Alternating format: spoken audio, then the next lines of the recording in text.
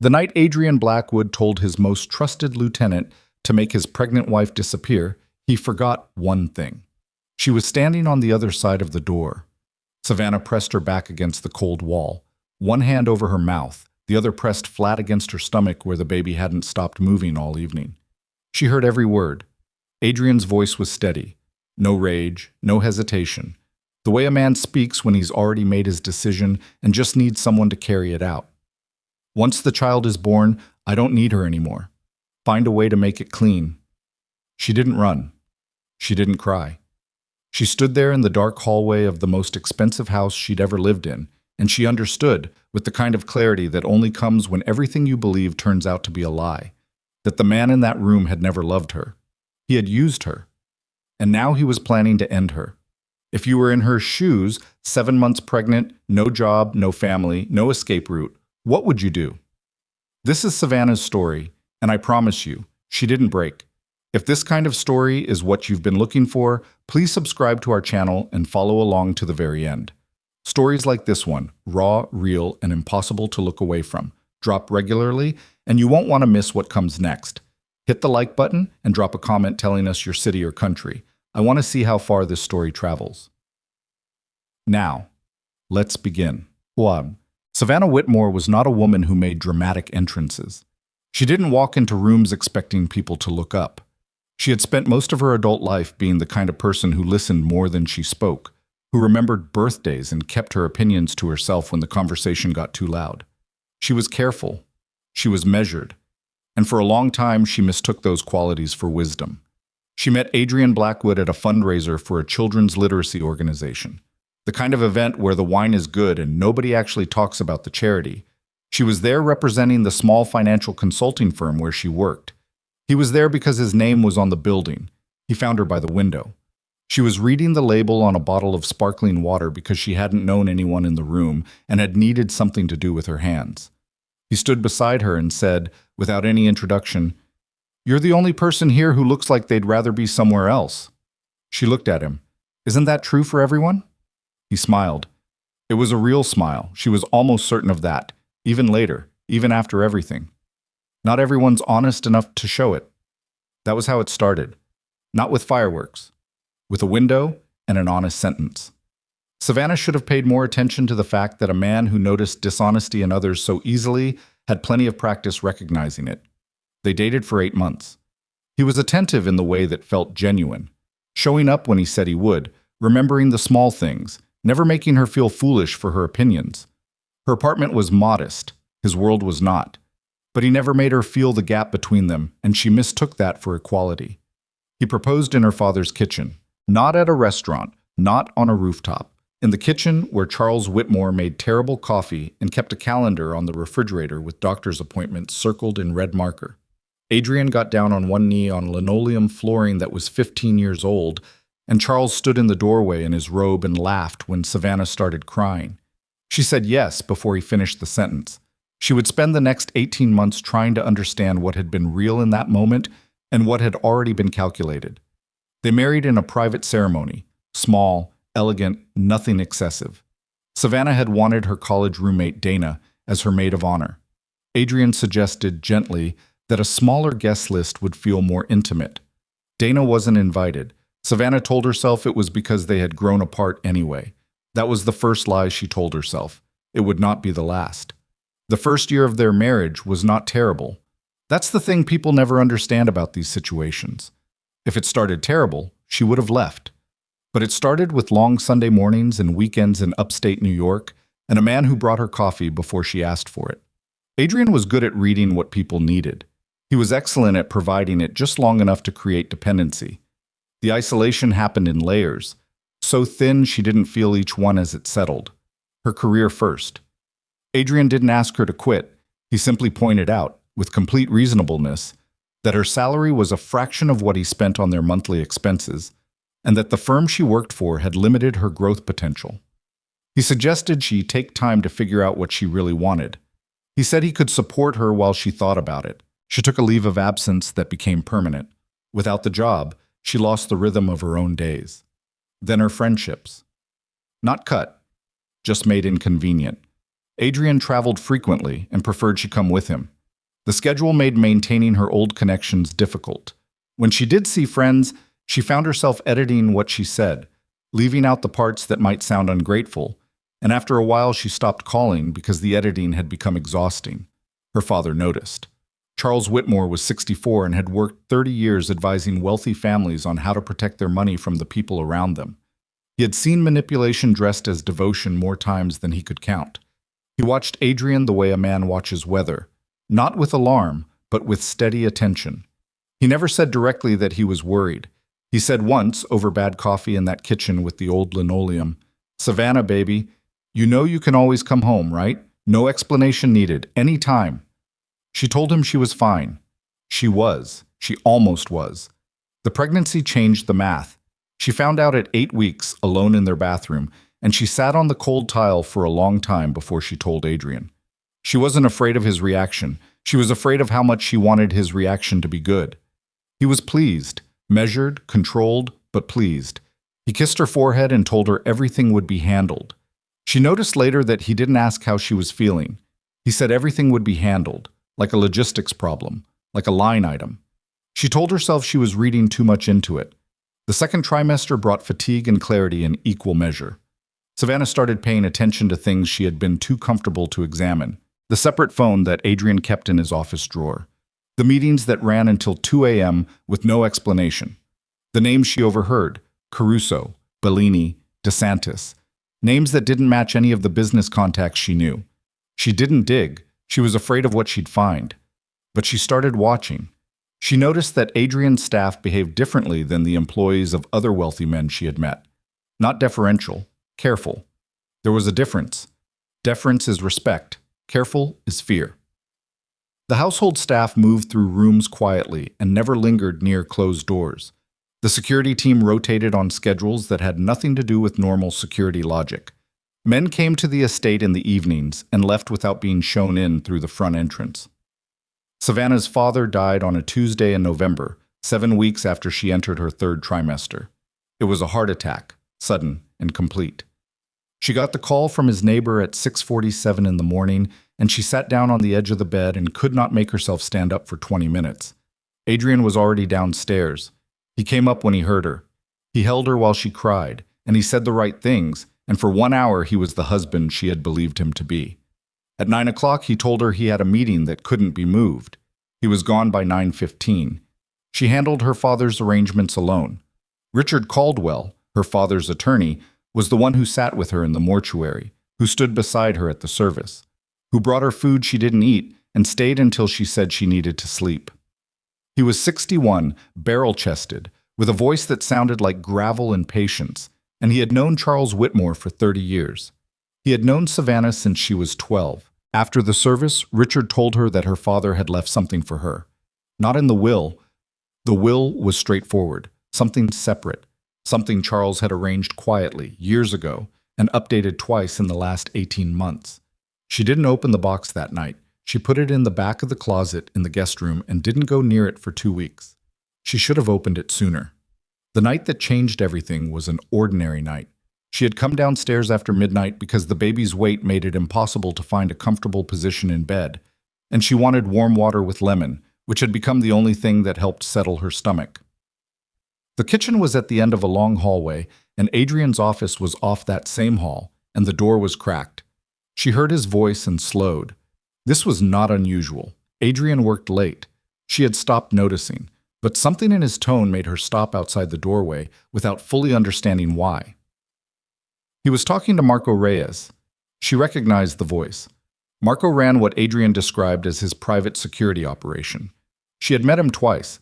He had the eyes of someone who had seen things he'd chosen not to speak about. She's becoming inconvenient. Adrian's voice was low, conversational. Not cold. That was the thing that hit her hardest. It was the voice he used when he was being practical. The pregnancy was a calculation. The marriage improved my standing with the alderman's people, gave me legitimate cover for the foundation transition. That's done. I don't need the optics anymore. Marco said something she couldn't hear. After the birth, Adrian said, not before. I need the child on record with my name first. Then we move forward with the plan.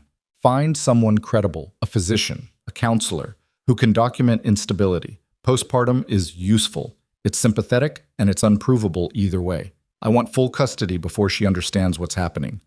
She didn't hear the rest. The blood had moved out of her face, and she became aware with terrifying precision that she was standing in a hallway in a house full of men who answered to the person speaking in that room, and that she was 7 months pregnant and completely alone. She walked back to the kitchen. She stood at the counter. She drank her water with lemon and she breathed. In, out. She did not cry until she reached the guest room with the locked box in the closet. She opened the box. Inside, her father's handwriting covered 3 separate documents in his compact, careful script. Legal briefs. Transfer agreements. A cover letter written in the margins of a yellow legal pad dated 14 months ago. Savannah, if you're reading this, it means I was right to be cautious. I'm sorry for that. I built this quietly over 2 years, and I had Richard check it 6 ways before I was satisfied. You are not powerless. You were never powerless. I loved you enough to make sure of it. She read the documents. She read them again. She sat on the floor of the guest room in the dark with her back against the bed and her baby moving steadily beneath her hands, and she understood what her father had done. Charles Whitmore had quietly inserted himself into the legal architecture of Adrian's legitimate empire years earlier, during a period when Adrian needed a financial strategist he could trust with the respectable side of his operation. Charles had helped him, and in doing so, Charles had also built something else. Hidden inside the ownership structures of the Blackwood Foundation, 2 real estate holding companies, and a commercial investment firm were transfer provisions that could be activated under specific conditions, conditions that were now fully met. Betrayal of the marital covenant, documented harm to a spouse, both provable. If Savannah filed the right documents with Richard's firm, control of those assets would transfer to her, not pieces of the empire. The parts that made Adrian Blackwood look legitimate. The parts he had built his public identity around. The parts he needed to stay untouchable. She sat there on the floor until the sky outside the window turned the pale gray of early morning. The baby settled, her breathing steadied, and something shifted inside her. Not rage, exactly. Not grief. Something older and quieter and more dangerous than either. She put the documents back in the box. She slid the box under the bed. She went to the bathroom, washed her face, and looked at herself in the mirror for a long time. She was not the woman who had stood at that window at the fundraiser reading a sparkling water label, waiting for someone to notice her. She was Charles Whitmore's daughter, and Charles Whitmore had never once let himself be outplanned. She went back to bed. She lay on her side and closed her eyes. In 4 hours, Adrian would come downstairs in his pressed shirt and his calm face, and he would ask if she slept well, and she would tell him she slept fine, and she would mean none of it. She needed him to believe nothing had changed, not yet. Because what Savannah Whitmore understood, in that long gray hour before daylight, was that the most dangerous mistake a person could make was to show their hand too early. Her father had taught her that. Adrian had no idea who he had married. He was about to find out. She slept 3 hours. Maybe less. When the alarm on Adrian's side of the bed went off at 6, she was already awake, lying on her side with her eyes open, watching the ceiling go from dark to pale as the light changed outside the curtains. She heard him move, heard the click of the lamp, the sound of sheets pulled back, his feet on the hardwood floor.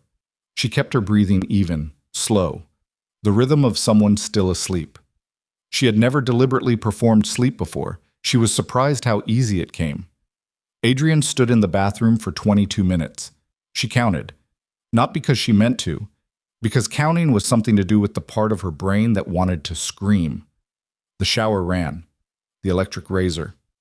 The cabinet opened, closed, opened again. He was meticulous in his morning routine. She had always admired that. Now it made her skin crawl to think about how much of that precision extended to everything else in his life, including her. He came back through the bedroom without stopping. No good morning, no check to see if she was awake. His footsteps went down the hall and disappeared toward the back stairs. She waited 5 minutes. Then she got up. Her back ached the way it had every morning for the past 6 weeks. A low, grinding pressure that started at her spine and radiated outward. She pressed one hand against it and stood at the window for a moment, looking at the grounds below. The light was thin and gray, and one of the security men was doing a perimeter walk with his hands in his jacket pockets. He paused at the east gate, looked at his phone, kept moving. Normal. Routine. Nothing about this was normal. She dressed carefully. Nothing that looked deliberate. Soft pants, a loose top that fit over the bump. She needed to look like a woman who was managing, not planning, not watching, managing. She went downstairs. Adrian was at the kitchen island with his coffee and his tablet, reading something that made his jaw tighten. He didn't look up when she came in. She moved to the refrigerator, found the lemons, filled the kettle. The silence between them was the same silence they'd had for months, the kind that passes for peace between two people who have stopped asking each other hard questions. She sat across from him at the island and wrapped both hands around her mug. "Did you sleep?" he asked, without looking up. "Mostly," she said. He nodded, turned a page on the tablet, drank his coffee. She watched him and thought, "You planned this before I was even showing. You looked at my father's handshake and my decent shoes and my complete lack of protective resources, and you calculated that I was safe, that I was containable, that I would be too grateful to look too closely." She thought all of that, and she said, "Are you home for dinner tonight?" "No." He set the tablet down and finally looked at her.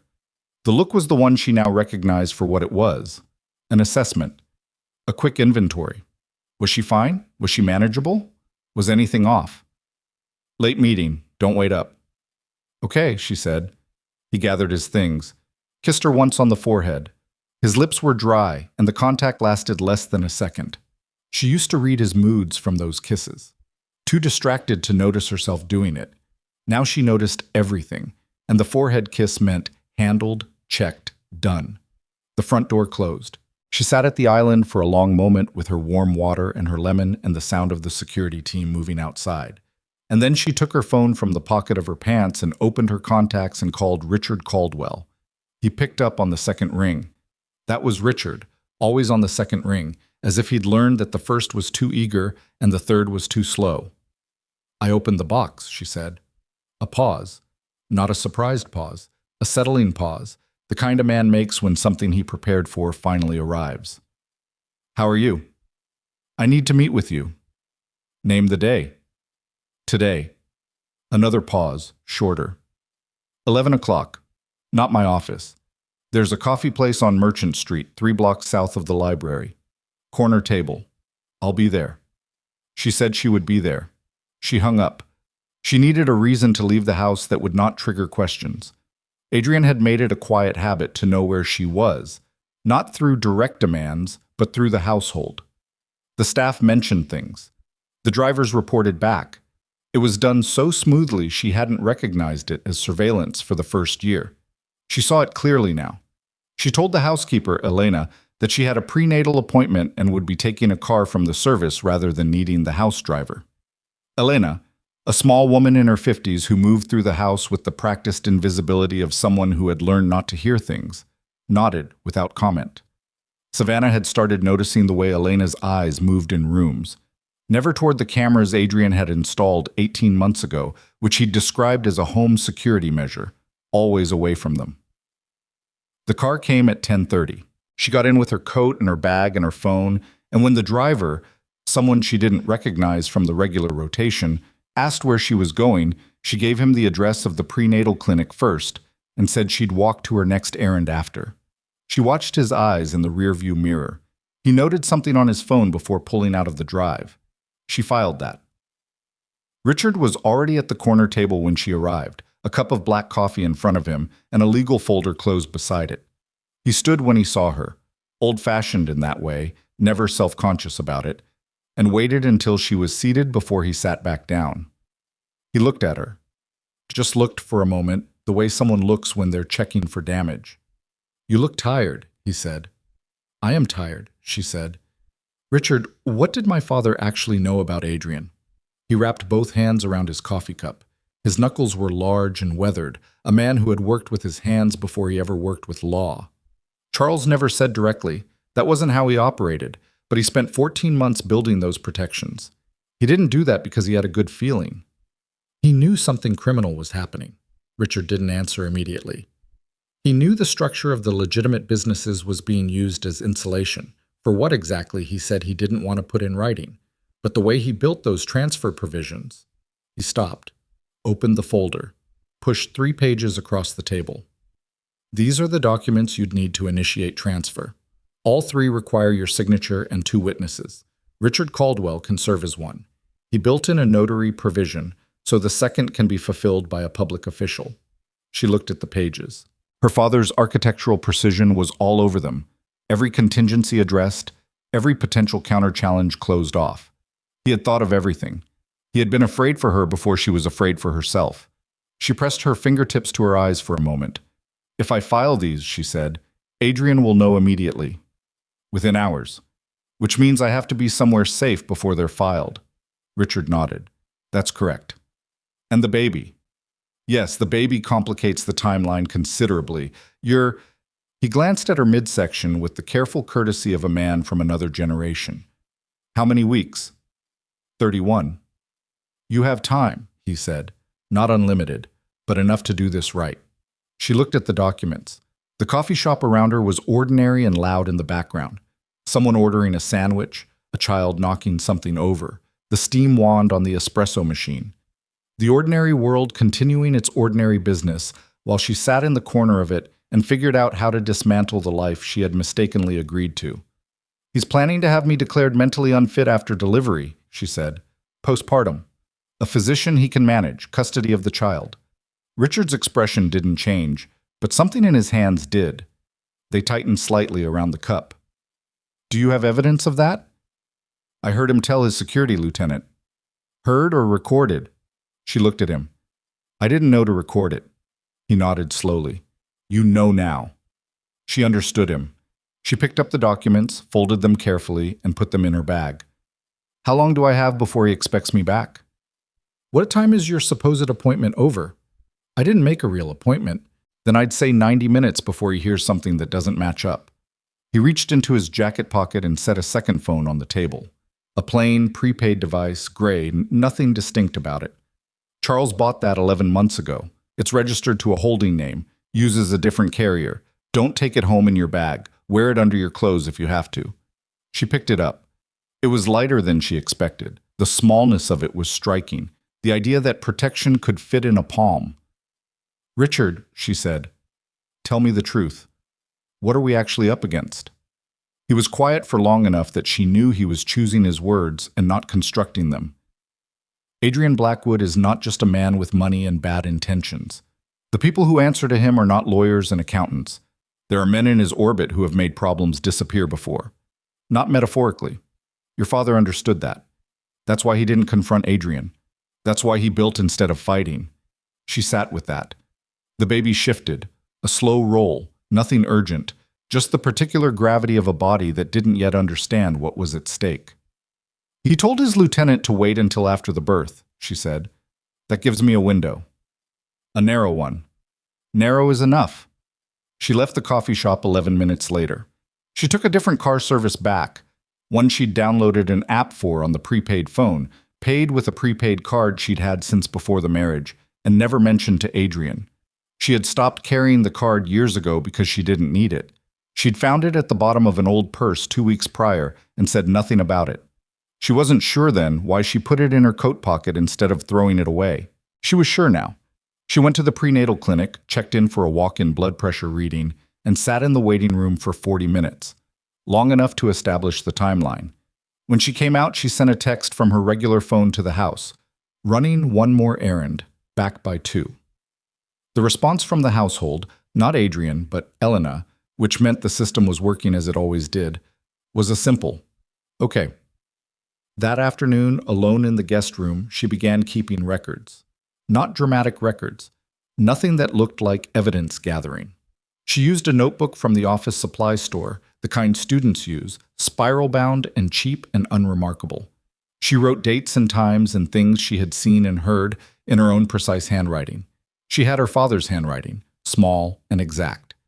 She wrote down what she'd heard through the office door, the names she'd learned, the patterns of the security rotations, the visitors who came through the side entrance after dark. She hid the notebook inside the lining of a maternity coat that no longer fit her properly and that hung in the back of the closet. It would not survive a thorough search, but a thorough search was not something Adrian would conduct without a reason, and she was committed to giving him none. She was learning to live inside a performance. The wife, still present, still placid, still manageable. She was good at it in a way that disturbed her slightly. How quickly the performance came, how complete it was. She understood distantly that this was what the previous 18 months had trained her for. Adrian had systematically removed every option except compliance. She was now using compliance as a weapon. A week passed. Then another. She recorded things. She asked no questions. She watched. She discovered that Adrian's pattern shifted on Thursday evenings. The house emptied, staff dismissed earlier, security rotating to external positions, a window between 8 and 10 when the internal cameras went to a reduced monitoring mode. She did not know why. She suspected it was connected to the meetings she had seen referenced in partial documents she'd found during one afternoon when Adrian's office had been left unlocked, and she'd stopped in the doorway under the pretense of looking for a phone charger. She hadn't entered the office. She'd stood in the doorway and looked, and what she saw on the corner of his desk was not financial documents or business correspondence. It was a tactical map of the estate's grounds. Entry points, exit routes, timing markers. The kind of document that had nothing to do with commercial real estate. She walked away. She wrote the date in her notebook. She breathed through her mouth for the rest of the evening. The confrontation she did not want came on a Sunday. She had spent the morning doing exactly nothing, sitting with tea in the front room, reading a novel she could not have summarized if asked, because her attention was never fully in it. Adrian came in from the study around noon, stood in the doorway with his arms crossed, and said, "You've been quiet." She looked up from the book. "I'm always quiet." More than usual. He walked to the window. Not aggressive, not warm, just present in the particular way that was worse than either. She had learned to read the temperature of his silences. This one was testing. "You've been going out more." "The midwife says I should walk," she said. "The last check showed elevated pressure. I need movement." He looked at her directly for the first time in what might have been days. "I didn't know the pressure was elevated. It's being managed. I should have been told." She held his gaze. This was important. Looking away would register as something. "You had the Frankfurt meeting all week. I didn't want to add to your plate." Something moved across his face that she couldn't fully name. Not concern, but a recalculation. Like a man adjusting a model. "From now on," he said, "you tell me when there are medical developments. That's not negotiable." "Of course," she said. He stayed in the doorway a moment longer. She returned her eyes to the book. The page said nothing to her. "Do you need anything?" he asked. "I'm fine," she said. He left. She listened to his footsteps down the hall, the study door, the quiet click of it closing. She sat with her book in her lap and counted to 20 before she let herself exhale. He was watching her more carefully now. She didn't know if she'd done something that triggered it, or if the timeline in his plan was simply tightening and he was performing his own kind of surveillance. Either way, she needed to move faster. She called Richard on the prepaid phone from the bathroom with the shower running and the door locked, which was the only configuration in that house she was relatively certain wasn't monitored. She told him about the office doorway, the map, the pattern on Thursday evenings. Richard was quiet for a moment. "Vincent Caruso," he said. The name wasn't one she recognized. "Who?" "He's been in Adrian's organization for 9 years, mid-level. Not Marco's rank, but close. There are rumors in certain circles that he and Adrian have had friction recently. A dispute over operational territory or money. I don't know the specifics. But my sources say Caruso has been positioning himself." "Toward what?" "I'm not sure yet, possibly away. Could be the map you saw is connected to a security protocol for those meetings. Or it could be connected to Caruso specifically, to monitoring movement in and out of the estate." He paused. "Either way, you are more exposed than I was comfortable with last week. We need to accelerate the timeline." "I'm 34 weeks. "I know.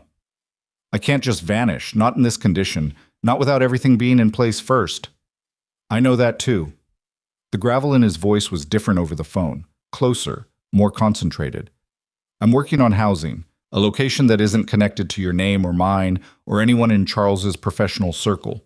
It needs another 10 days, maybe 12. "I have 12 days. "You have 12 days, he agreed. "Don't give him any reason to change his timeline before then." She ended the call. She sat on the edge of the tub with her elbows on her knees and her head dropped forward. The shower steam was thick around her. The baby pressed against her ribs in that particular way that felt like a reminder, a small physical insistence that she was not in this alone, had never been in this alone, would not be from this point forward. She straightened up, turned off the shower, dried her face with a clean towel. She had 12 days. 3 days later, she had her first real crisis. Not the manufactured kind, not the kind she could manage with breathing and careful language. A genuine one. She woke at 3 in the morning with a pain low and sharp on her left side, different from the round ligament discomfort she'd grown accustomed to. Different enough that she lay still for 10 minutes, trying to categorize it, and then different enough still that she put her feet on the floor and found her phone. She called the midwife's emergency line. The woman who answered told her to come in immediately. Savannah got dressed in the dark. She went to Adrian's door and knocked, something she almost never did now. He opened it faster than a man should who was asleep, which meant he wasn't. "I need to go to the medical center," she said. "I'm having pain that needs to be checked." He looked at her. His face was unreadable in the low light of the hallway. "I'll have the car brought around." "I'd rather go now." I'll have the car brought around," he said again. Final. She waited in the entry hall while the car was prepared. Adrian came downstairs in his coat, phone in hand. He was coming with her. She had not asked him to. He had not asked if she wanted him to. The medical center was 20 minutes away. Adrian sat beside her in the back of the car and looked at his phone the entire ride. He did not ask her how she was feeling. He did not take her hand. When they arrived and she was taken immediately to a monitoring room, he stood in the hallway while a midwife attached sensors to her abdomen. The baby's heartbeat came through the monitor, steady, clear, slightly fast, but within range. The midwife explained that the pain was likely from a change in position combined with Braxton Hicks and elevated stress indicators. Not an emergency, not labor. But her blood pressure was elevated, more than at the last reading. "You need rest," the midwife told her. "Real rest. Not lying down while worrying rest. You need to reduce your stress levels significantly." Savannah looked at the ceiling. The monitor beeped. The baby's heartbeat continued its small, determined drumming. Adrian appeared in the doorway. The midwife addressed him directly, explaining the situation, the blood pressure reading, the recommendation. He listened with his arms crossed and his face composed, nodded in the right places. When the midwife stepped out to get discharge paperwork, he came to stand beside the bed. He looked at the monitor, then at Savannah. "You need to be more careful." She turned her head to look at him. "I know. This baby needs to be healthy." "This baby, not our baby." She filed it. "I know." He looked at the monitor for another moment. His expression was so neutral it was almost peaceful, and she thought, that is a man looking at an asset he needs to protect for a specific period of time. That is not a father, that is a calculation. She had the answer to a question she hadn't fully asked herself until now. She had been hoping in the way people hope for things they already know are gone. She'd been hoping that the pregnancy might have changed something in him, that whatever he was, whatever he had planned, the reality of a child might have rerouted something, softened something. It hadn't. It had just given him a new variable to manage. She signed the discharge papers. She walked out of the medical center beside him. She sat in the car and looked out the window the entire 20 minutes home, and Adrian looked at his phone, and neither of them said a word. He went directly back upstairs when they arrived. No inquiry, no suggestion she rest, no acknowledgement that the night had been frightening in the way nights involving hospital monitors are frightening when you are the one attached to them. She stood in the entry hall alone, and the house was completely quiet, and she understood that she had just spent the most frightening 3 hours of her pregnancy next to a man who had never once asked if she was afraid. She was not surprised. That was the worst part. She was not even surprised. She went to the guest room. She took the notebook from the coat lining. She wrote the date and the time and everything she had observed, and then she took the prepaid phone and sent Richard a single text. "Can't wait 12 days. His response came 4 minutes later. 7. "I'll make it work." She put the phone away. She lay down on the bed and put her hand on her stomach and felt the baby move, slow, rolling, unhurried. And she thought about her father in his kitchen with his bad coffee and his calendar with the red circles. And she thought about how he had known and how he had quietly made sure she would not be left without a way out, and how the most profound act of love she had ever received was not a kiss or a grand gesture, but a locked box with her name on it. 7 days. She would be ready.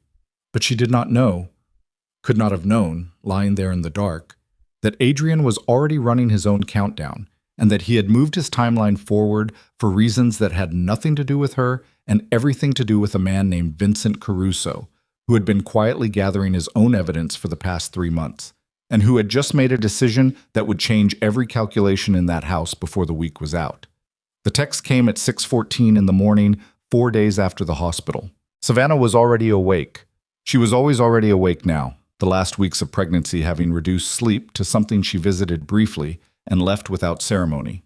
She was sitting in the chair by the window in the guest room, the prepaid phone in her lap, watching the grounds below where frost had settled overnight on the hedgerow along the east wall. The text was from a number she didn't recognize. Not Richard's prepaid, not anyone in her thin, careful contact list, a number with a Chicago area code that meant nothing to her. "You don't know me. My name is Vincent Caruso. I work for your husband. I need to meet with you before Thursday. It is important that you understand what is being planned. Come alone. Tell no one, including your attorney. I know about Richard Caldwell. If Adrian finds out you spoke to Caldwell, the timeline moves up. Meet me Tuesday. 10 a.m., Fenwick Park, North Entrance, the bench by the stone fountain. Destroy this message after reading." She read it 3 times. Then she sat very still for approximately 90 seconds. Vincent Caruso. The name Richard had mentioned on the phone. The mid-level man with friction against Adrian, the one repositioning himself. The one whose name might be connected to the estate map she'd seen in the office doorway. She thought about the text's architecture. It was specific without being theatrical. It named Richard, which meant it was either genuine intelligence or a trap designed to make her think it was genuine intelligence. It gave a specific location and time. It told her not to tell Richard, which was either protective or a way to isolate her from her only real ally. She could not determine, from the text alone, which. She deleted the message. She sat with the phone in both hands and looked at the frost on the hedgerow until the light changed enough that she could see the individual crystals catching it. She did not call Richard. She made that decision slowly and not without cost. Richard was the person she trusted. Richard was her anchor in the structure her father had built. But the text had named him specifically, and if there was any possibility, any at all, that Adrian's people had a line into Richard's communications, then calling Richard immediately was the worst possible move. She would go. She would be careful. She would assess. Tuesday was 2 days away. She spent Monday performing ordinary life with the concentration of a surgeon. She ate breakfast with Adrian, who read his tablet and said 4 words to her in 40 minutes. She walked in the garden, the midwife's orders, real rest and movement, and she counted security rotations with her eyes down and her face relaxed. She called her midwife from her regular phone to confirm a Wednesday appointment. She mentioned to Elena that she was sleeping better. She said it casually, the way a woman says something she once overheard says it. Adrian left at 7 that evening and did not return until after midnight. She heard him on the stairs. She stayed still. Tuesday morning, she told Elena she was taking the car service to a maternity clothing appointment.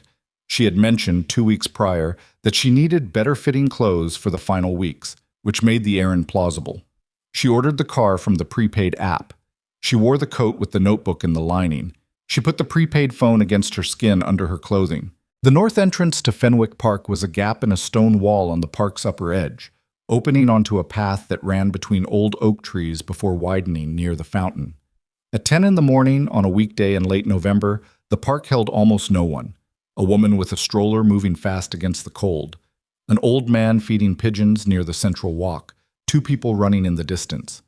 The bench by the fountain was empty when she arrived. She sat and waited. He came from the trees to her left, not from the path, which told her he'd been watching the entrance before she arrived. He was around 50, heavy-set in the shoulders, with a face that had taken damage at some point and healed imperfectly. His nose had been broken at least once. He moved like a man accustomed to being noticed and had learned to work against it, keeping his pace ordinary, his coat unremarkable, his eyes doing their work without advertising it. He sat beside her without greeting, looked at the fountain. A thin crust of ice had formed at its edges overnight. "You came alone," he said. "You asked me to." A lot of people would have called their lawyer anyway. "I thought about it," she said. "I decided against it." He nodded slowly, like she'd passed something. I've been watching you for about 3 weeks, since before you went to the coffee shop on Merchant Street. Her stomach contracted. You know about that? I know about everything in that house. That's my job. He paused. That was my job. I'm making different decisions now. He reached into his coat pocket and removed a folded envelope.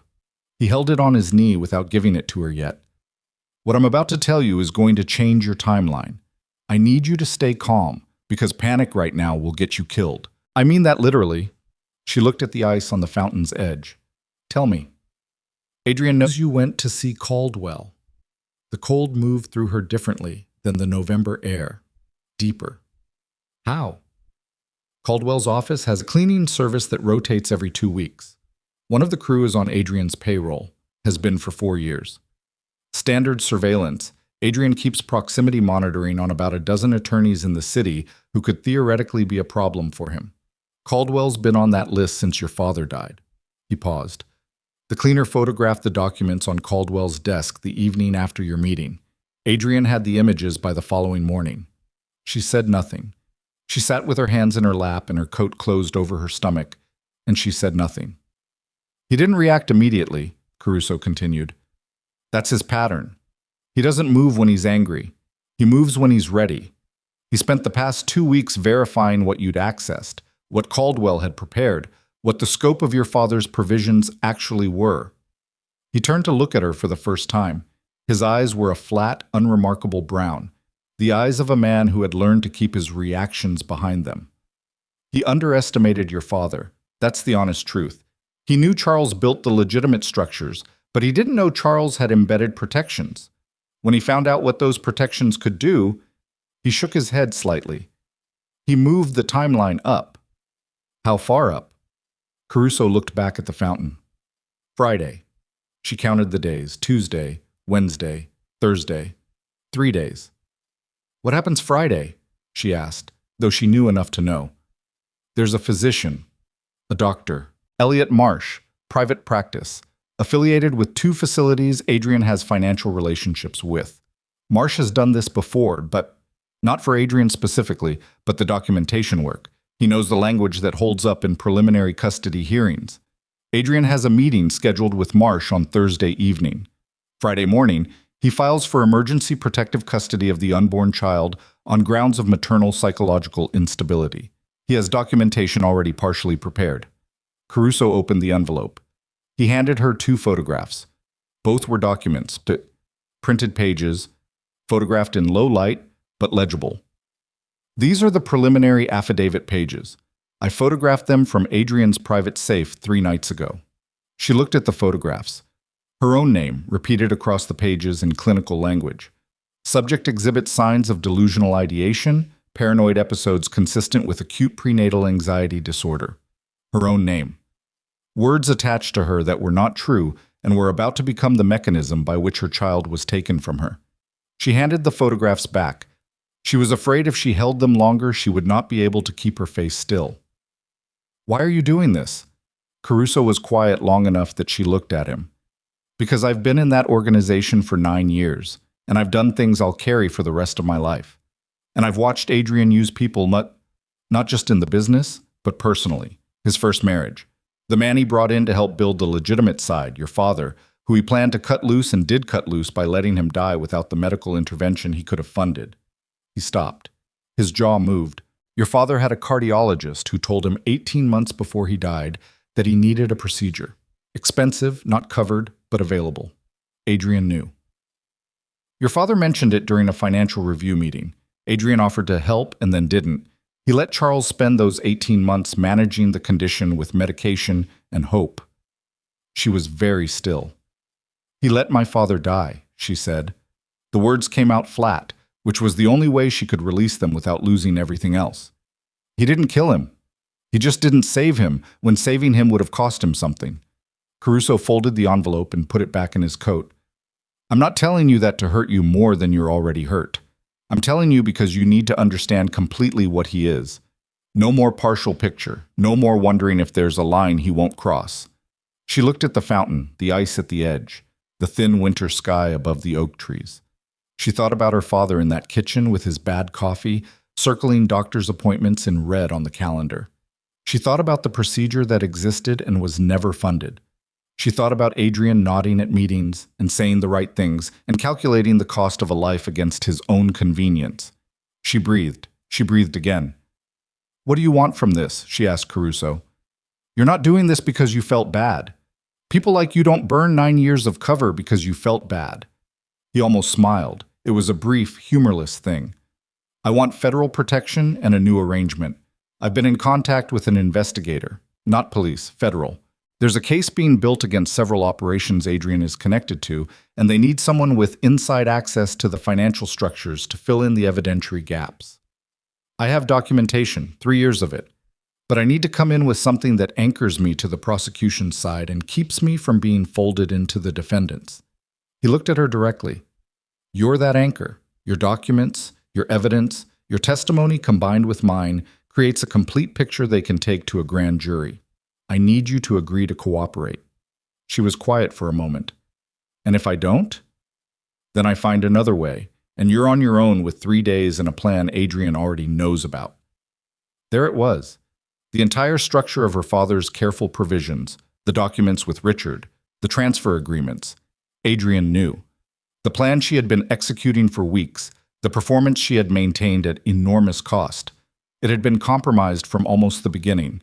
Everything she thought she'd built in secret had been watched and noted and was now being used to determine the timing of her destruction. She wanted to ask, "How much time did I waste?" She did not ask because the answer didn't matter. "If I agree," she said, "what do the next 3 days look like?" "You leave the house today. Not Friday, not tomorrow. Today. You go back, you get the documents from wherever you've hidden them, and you leave. You cannot take much. You cannot take anything that requires explanation to remove. Adrian has the house monitored in ways you haven't fully mapped. There are cameras in the guest hallway that weren't in the original security installation. They were added 4 weeks ago." He let that land. "You take the box. You take the notebook. You leave." She turned to look at him fully. "You know about the notebook?" "I know about the notebook." "Then you know about all of it."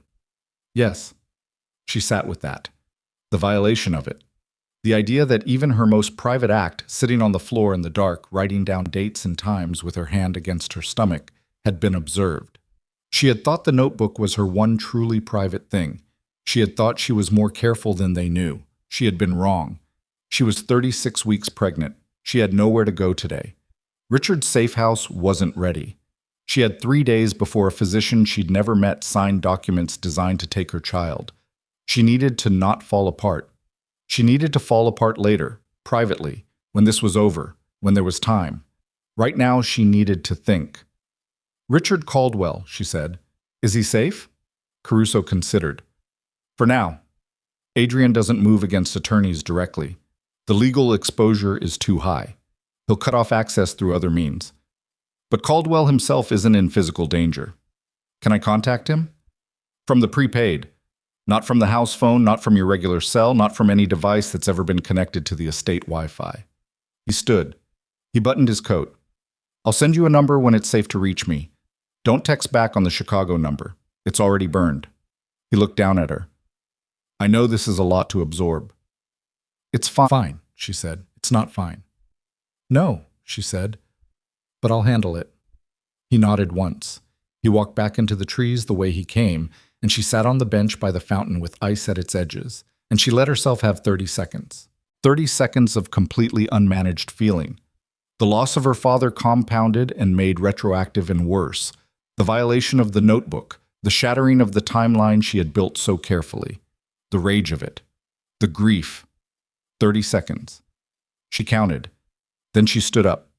She was cold and her back ached, and she was 36 weeks pregnant, and she had 3 days to execute a plan that Adrian already partially knew about, and she was going to need to do it today instead. She walked out of the park. She called Richard from the prepaid phone in the back of the car service, voice low, words chosen. She told him what Caruso had said. Not all of it, not the parts about her father, because she needed to be functional for the next several hours, and she could feel the parts about her father sitting at the base of her throat, like something she could not afford to swallow wrong. She told him about the timeline. about Friday, about the physician and the affidavit. Richard was quiet for so long she checked to see if the call had dropped. "He knows about the documents," Richard finally said. "Yes." "Then we move now." "Today." "Give me 2 hours. I need to make 3 calls and move 1 document filing. When you get back to the house, take only what fits in a bag you would normally carry. Do not take the box visibly. Wrap it in something. Do not pack. Do not change your clothing. Walk out if you're going to an appointment. Elena will report it. Elena will report you left. By the time Adrian acts on that report, you need to already be somewhere he can't reach." A pause.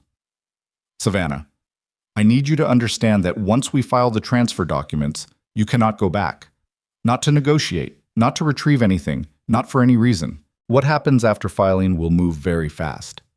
"I understand. Charles was very clear with me about one thing," Richard said. His voice had changed, quieter, the gravel deeper. He said, "If she ever has to use this, she will want to hesitate. Don't let her hesitate. I'm telling you that now." She pressed her hand flat against the window of the car. The city moved past outside. Ordinary. Oblivious. "I won't hesitate," she said. She walked back into the house at 12:47. Elena was in the kitchen. 2 security men were visible through the front window on the grounds. The house was quiet with its particular midday quiet. Savannah hung her coat. She went upstairs.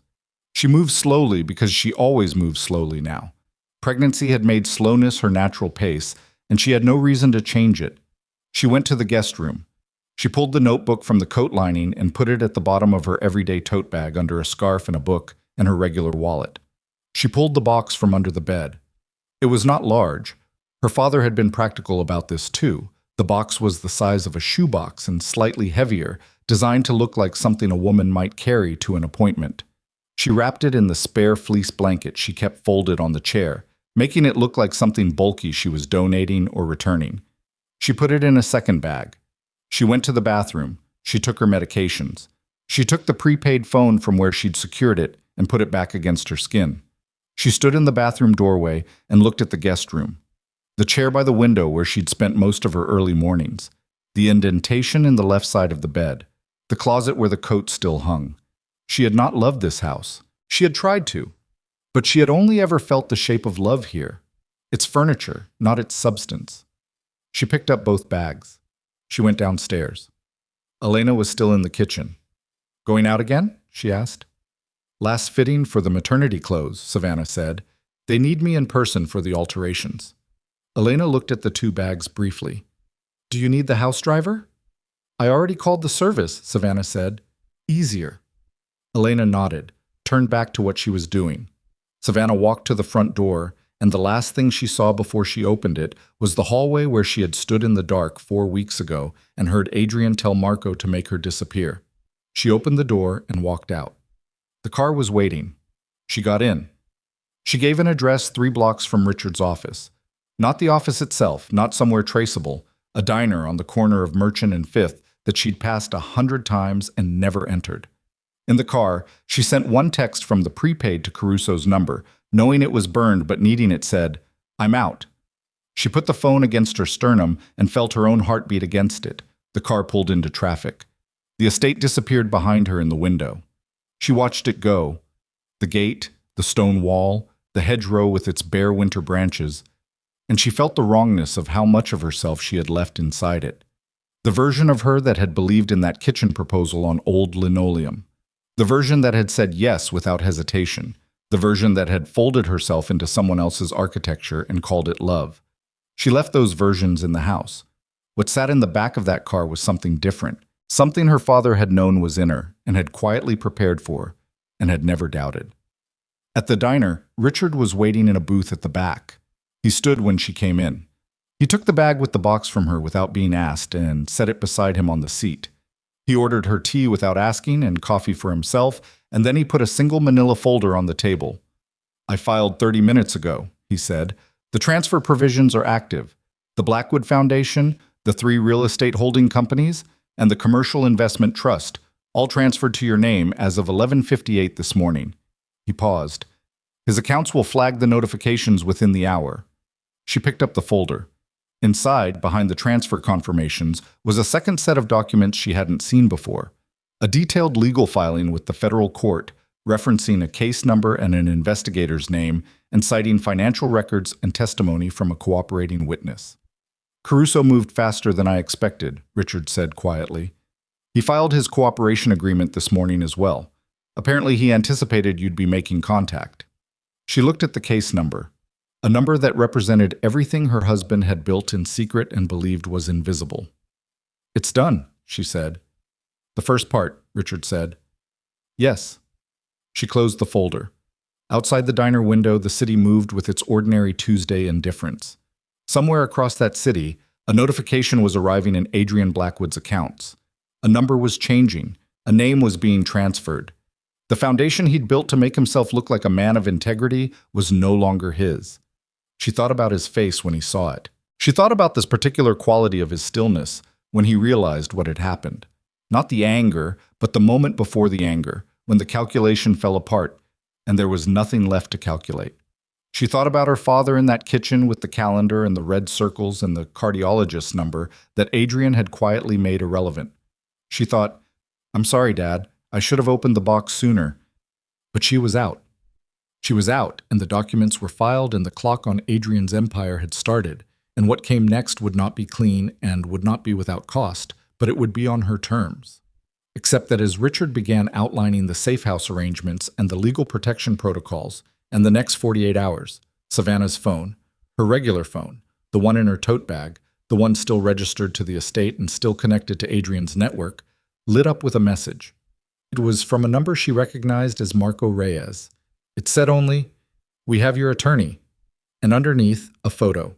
Richard Caldwell's office, two men standing on either side of a desk, and seated at the desk, hands flat on the surface, face composed but eyes carrying something that was very close to afraid.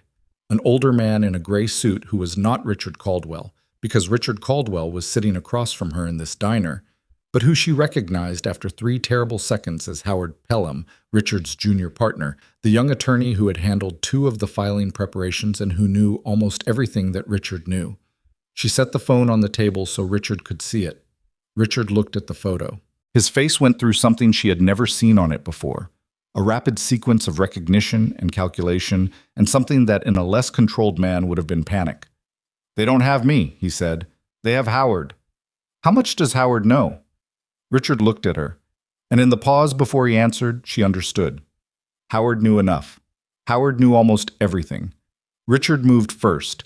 He was already standing before Savannah, had fully processed the photo, his hand out for her regular phone, his face doing that thing it did when he was 3 steps ahead and running. "Give me that.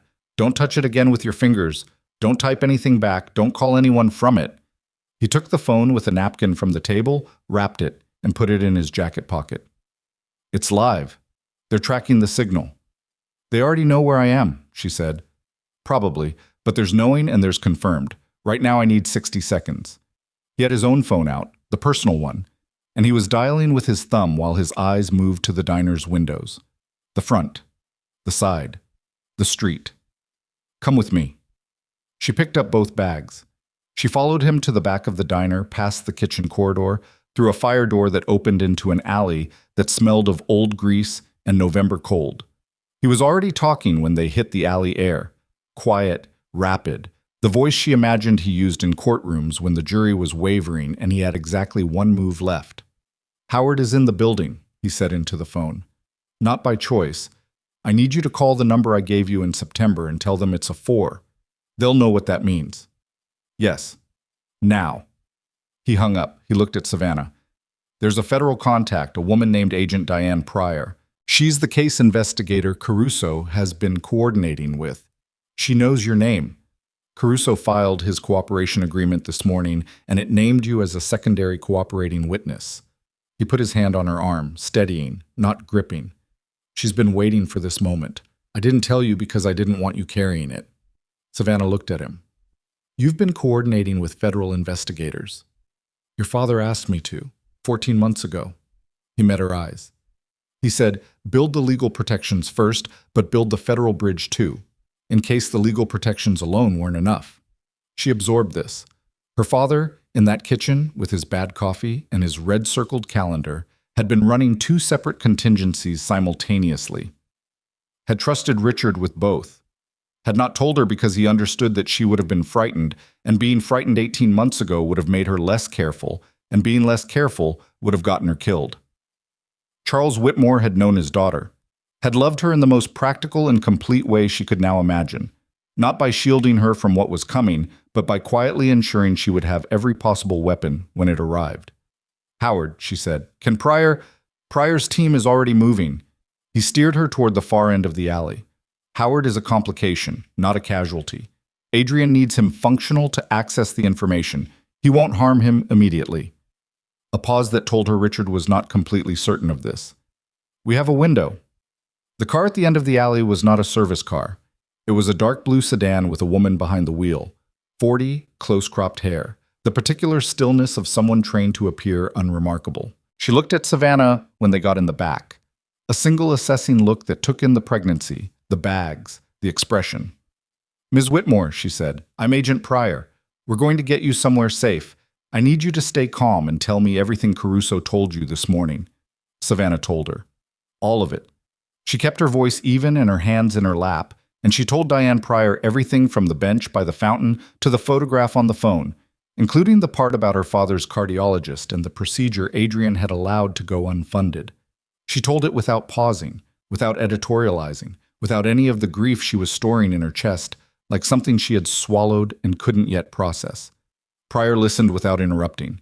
She drove with one hand and a deliberate, unhurried pace that communicated exactly the opposite as things were moving. When Savannah finished, Pryor said, "Caruso's documentation of the financial structures is solid. Your father's transfer provisions give us the legitimate paper trail that connects Adrian's clean money to the criminal operations. That's the link we've been missing. With both, the case is complete enough for a grand jury filing within 72 hours." She glanced in the rearview mirror. "But Adrian will know the filing is coming. He'll have his own attorneys working the moment he sees those asset transfers, which means he'll move on the kidnapping plan," Savannah said. Pryor didn't blink. "You know about that." "Caruso told me this morning." In the front seat, Pryor's jaw moved once. "Caruso was supposed to brief us before briefing you." "He made a different call." "He made a risky call." She exhaled through her nose. "The facility Adrian identified for you. It's a private psychiatric center in Connecticut. Medical director has a history of compliance with wealthy clients who need specific documentation outcomes. We've been building a separate file on the facility for 18 months. If Adrian moves you there before we can file..." "He can't move me there," Savannah said. "I'm not going back anywhere near him." "You don't have to," Pryor said. "I need you to understand that we are going to protect you and your child. But I also need you to understand that what comes next, the next 24 to 48 hours, is going to be the most dangerous period of this entire situation. Adrian has resources I can't fully anticipate, and he is now operating without a plan. Unplanned Adrian Blackwood is more dangerous than planned Adrian Blackwood." Savannah thought about his face, the assessment quality of his eyes, the way he moved when something had gone wrong, not frantic, but compressed, energy pulling inward. She thought about the map on the desk in the office doorway. "Where are we going?" she asked. "A federally managed residence, 30 minutes out. You'll stay there until the grand jury filing is complete." Richard, beside her, put his hand over hers briefly. 1 second. Then he moved it. She looked out the window. The city was thinning at the edges, giving way to the particular suburban architecture of mid-November. Bare trees, faded commercial signage, the long flat light of a sky deciding whether to produce clouds.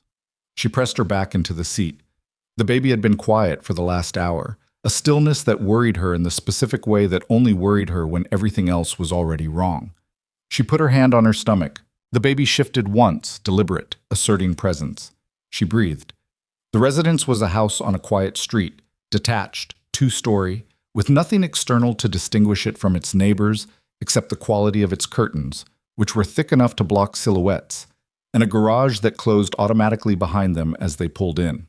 Inside, it had the functional blankness of a space designed for temporary habitation, clean, adequately furnished, nothing personal anywhere. A man she wasn't introduced to brought her water and a plate of food she didn't look at.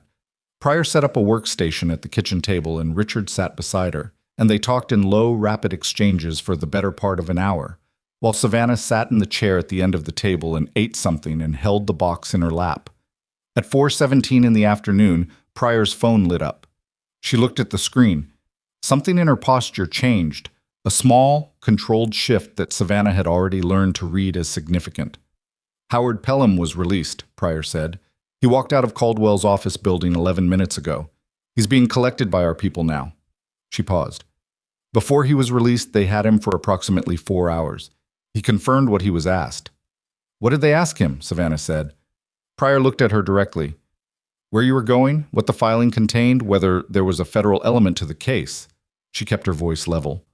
Howard did not have information about this location or my involvement. What he had was the text of the transfer filings and the name of one financial account that your father's provisions referenced. Which account? Richard answered before Pryor could. A holding account that your father registered in your name 8 years ago. It was designed as a dormant channel. No activity until it was needed. It's clean. Adrian cannot access it and cannot freeze it through legal channels. But now he knows it exists, which means he'll try to trace where it's banked and use that trace to establish your location. He had his glasses off and was pressing the bridge of his nose. It gives him 4 to 6 hours before the trace fails. After that, he has nothing. So we have 4 hours, Savannah said. We have 4 hours, Pryor confirmed, which is enough. The grand jury filing doesn't require your physical presence. It requires your signed affidavit, which Richard has drafted, and the documentary evidence, which we now have in full. She slid a document across the table. I need your signature in 3 places. When you sign, we file. When we file, federal protection around you becomes official, and Adrian can no longer approach you or your child through any channel without adding federal obstruction charges to an already substantial criminal case. Savannah pulled the document toward her. She read it. She was aware of Richard watching her read it, not impatiently, just watching, the way he had watched her at the mortuary and at the memorial, and at every other moment in the past months when the ground had shifted and he had positioned himself in her peripheral vision as something solid and unmoving. She signed. The pen moved 3 times across 3 lines. Her handwriting was her father's handwriting, small, exact, completely steady. Pryor took the document before the ink was fully dry. She was on the phone in 30 seconds, and the conversation she had was in a language Savannah recognized as legal logistics, case numbers, filing windows, the name of a federal clerk. She moved to the other room. Her voice went low. Richard sat back. He took his glasses off again and rubbed his eyes with the heel of his hand, a gesture so purely human and exhausted that Savannah felt a sudden, violent affection for him, for his barrel chest and his gravel voice and his 30 years of quiet loyalty to her father and by extension to her. He would be proud of you, Richard said. She didn't answer. She knew he would be. She also knew it hurt too much to say so. At 6:48, the phone Pryor had left on the table for them buzzed with a message from the exterior surveillance team. Vehicle identified. Silver SUV, 2 occupants, has made 3 passes of the street in 30 minutes. Pryor came back in the room fast. We've been located. How? Richard's voice had gone flat. The account trace moved faster than we anticipated. He had better resources on it than a standard financial investigator. She was moving while she spoke, opening the door to the garage, speaking into her radio in short bursts. We're moving to the secondary location. Ms. Whitmore, can you move quickly? I can move, Savannah said. She grabbed the box. She left the food on the table. What happened in the next 11 minutes happened in the compressed, airless way that extreme situations always happened. Not slow and cinematic, but fast and graceless and disjointed. A second car in the garage, a different driver. Pryor talking on her radio while they moved. The garage door opening to an alley behind the house. The cold hitting Savannah's face as they crossed to the second car, her breath visible, her back screaming from the effort of moving at a pace her body was not built for anymore. She got in the car. The door closed. Then the radio in Pryor's hand produced a voice she did not expect. Not her own team's. A male voice, calm, accented with the particular flatness of the American Midwest. Agent Pryor, this is a courtesy notification. We have the woman's location. We are not interested in a confrontation with federal personnel. We are asking you to step aside. Pryor held the radio. Her face was very still. That's not how this works, she said. I understand that, the voice said. But the child belongs to Mr. Blackwood, and what we're doing here is a family matter. We're not asking again. Pryor dropped the radio and looked at the driver. Go. The car moved.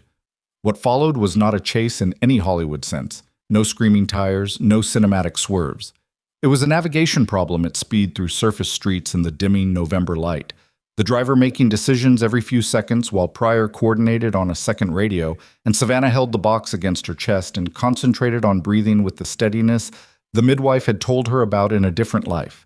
A life in which the concerns were manageable and the people around her were not managing her disappearance. The baby was moving, not calmly this time, agitated, responding to the adrenaline in her blood the way a living thing responds to threat, with motion, with insistence. I need you to stay down, Pryor said to her, once, quickly, without looking back. Savannah stayed down. She pressed her back against the seat and the box against her front, and she breathed. 3 blocks. 5. The driver turned without signaling, twice, and then pulled into the entrance of a parking structure and took it down 2 levels below street, where the light was fluorescent and the sound of the outside world disappeared as if cut. He stopped. Killed the lights.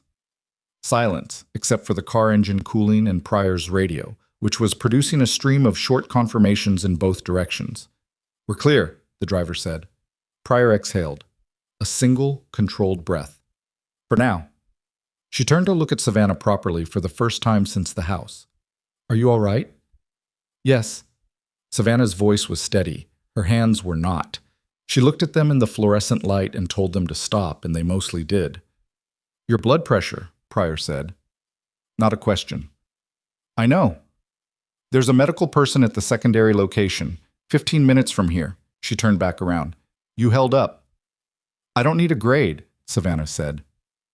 Something in Pryor's posture shifted almost imperceptibly. Not offense, not amusement. Recognition, maybe. No, she said. You don't. The secondary location was a different house entirely. A townhouse, interior access only, no visible exterior distinguishing features. The medical person was a woman in her 30s named Cassie, who did not offer a last name and who took Savannah's blood pressure twice and said it was elevated and manageable, and looked at her with the focused concern of someone who understood that manageable was doing heavy lifting in that sentence. The baby's heartbeat, on the portable monitor Cassie produced from a bag, was steady. Fast, but steady. She's okay, Cassie said. Savannah closed her eyes for 3 seconds. Good. At 9:15, Pryor received confirmation that the grand jury filing was complete and in the hands of the presiding federal judge. She came to where Savannah was sitting and told her directly. No preamble, no softening. It's filed, she said. Adrian Blackwood will receive formal notification within the hour. His attorneys will be contacted simultaneously. He cannot approach you, contact you, or take any action regarding the child without compounding charges. She paused. He will know, when he receives that notification, that the window he had is closed. Savannah thought about him receiving that notification. She thought about where he would be. Probably in the office, at the desk, with his tablet and his calm face and his precise assessment of situations. She thought about the moment the assessment failed, the moment the model fell apart and there was no next calculation available. She wanted to feel triumph. She expected triumph. What she felt was something more complicated and less satisfying.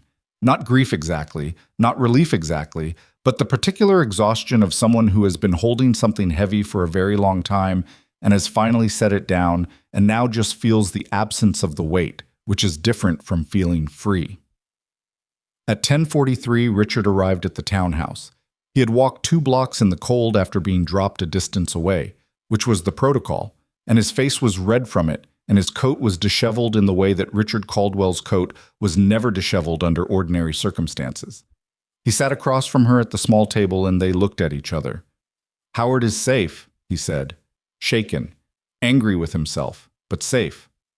It's not his fault. I know that. I told him. Richard folded his hands on the table. Adrian's attorneys are already filing emergency injunctions, 3 of them in 2 different courts. The asset transfers, the foundation control, the investment trust. He paused. They'll fail. Your father made sure they'll fail, but they'll take time to adjudicate, and Adrian is using that time. To do what? To disappear, Pryor said from across the room. She had been on her phone, and now she came to the table. His passport was flagged at JFK at 9:51. He attempted to board a flight to Zurich. He was detained for secondary screening. She sat down. He is currently in federal custody at the airport. The room was quiet. He's in custody, Savannah said. Detained, not yet arrested. We needed the grand jury filing first, which we now have. The arrest warrant is being processed. Pryor looked at her steadily. Within the next 2 hours, Adrian Blackwood will be formally arrested on charges of conspiracy, money laundering, and organized crime. The kidnapping charge requires his cooperation agreement with Caruso and your testimony, which we'll build properly over the coming weeks. She leaned forward slightly. Tonight, you are safe. Your child is safe. And the man who planned to take her from you is sitting in a federal holding room at JFK with 3 attorneys who are about to have a very bad evening. Savannah sat with this information. She let it move through her the way information moves when it is not just information, but the ending of something that has consumed years. She thought of her father's kitchen, his red-circled calendar, his bad coffee, his locked box with her name on it, and the words in the margins of yellow legal paper. I loved you enough to make sure of it. She thought about the procedure that wasn't funded, and the cardiologist's number that led nowhere, and the 18 months her father had spent building these protections with a heart that was already failing him, and the thought moved through her chest like something physical, not clean, not resolved, but present and real in hers. Her eyes went wet. She let them. She pressed 2 fingers to her mouth and breathed through her nose and let herself have it, briefly, with Richard across the table watching her with his weathered hands folded and his face doing nothing in particular because he understood that this moment did not require anything from him except witness. She lowered her fingers. She breathed. What's next? She asked. Pryor's phone buzzed. She looked at it. Something in her face shifted. A small, rapid processing. She looked up. Adrian has requested to speak directly with his wife, she said, through his attorney, before the formal arrest is processed. She set the phone down. You are under no obligation whatsoever to agree to that. The room waited. Savannah looked at the table, at the box beside her chair, at the document folder Richard had carried in, at the faint reflection of the overhead light on the surface of the water glass in front of her. She thought about what she wanted and what she needed and whether those were the same thing. She thought about what her father would have said. He would have said, don't do it for him. Don't do it against him either. If you do it for you. I'll speak with him, she said. Pryor's expression held. I want it on record that I strongly advise against. I know, Savannah said. Set it up. The call was arranged within 20 minutes. Not a phone call. A video connection through a federal system, recorded, monitored, with Pryor, and a federal attorney present in the room, and 2 of Adrian's attorneys visible in the frame beside him. He was in a white room. He was still in the suit he had worn that morning, pressed, correct, the same as always. But his tie was loosened by exactly 1 inch, and there was something in his eyes that she had never seen before. Not fear. Adrian Blackwood did not do fear, but something adjacent to it. A man encountering the first external constraint that could not be managed or outplanned or absorbed. He looked at her on the screen and he said nothing for a moment. She said nothing. You look tired, he finally said. I am tired, she said. You did that. His jaw moved. What you did today, what I did today, she said, was survive the plan you made before our child was born, which you assumed I didn't know about, which you assumed I was too contained to do anything about. She kept her voice level. She had been keeping her voice level for weeks. She was good at it. I know about the cardiologist. I know about the procedure you let my father go without. I know all of it. Something moved across his face that was, for 1 brief second, something she might have called shame. It was gone before she could be certain. You have no idea what you've walked into, he said. His voice was very quiet. The people connected to my operations, the ones who have their own interests at stake in this. They don't stop because you filed federal documents. They don't stop because I'm in a holding room. Are you threatening me? I'm informing you. He leaned forward slightly. There are men in my network who will see what happened today as a liability. You, and everything you know, and everyone who helped you. You are now a liability in 6 different directions. That doesn't end because I'm arrested. She looked at him on the screen, at the loosened tie, at the eyes she had once thought were attentive and now understood were simply precise. Then you should have thought about that, she said, before you decided your pregnant wife was disposable. She reached forward and ended the connection. The white room disappeared. The screen went dark. The sound in the room was just the ventilation system and Richard exhaling beside her and Pryor already on her phone in the corner, moving. Savannah sat back. Her back ached. Her hands were finally still. The baby moved. A single, slow, rolling motion, unhurried, entirely comfortable with the darkness inside the body that was building her, entirely unaware that the world she was about to enter had just shifted in ways that would take years to fully understand. Savannah pressed her palm against the motion, felt the small reality of it, the specifically physical fact of another person becoming. Pryor came back to the table. Her face was different, compressed, focused, the face of someone managing the arrival of new information. "What?" Savannah said. "Marco Reyes," Pryor said. "He's not in custody. He was in a vehicle that was stopped 2 hours ago, but he was not in it. We don't have his location." She paused. "And 20 minutes ago, one of our exterior surveillance teams reported a vehicle near this building that doesn't match any registered plate in the area." The room held the information for a moment. "Marco was the one Adrian talked to that night," Savannah said. "In the office. He's the one Adrian told to make it clean." "Yes. He doesn't answer to Adrian's arrest. He answers to the operational structure." "Yes." She thought about what Adrian had just told her, the men in his network who would see her as a liability. The men who don't stop because documents are filed or a man is in a holding room. She thought about the map she'd seen on the desk. Entry points, exit routes, timing markers. She thought about Marco Reyes with his eyes that had seen things and chosen not to speak about them.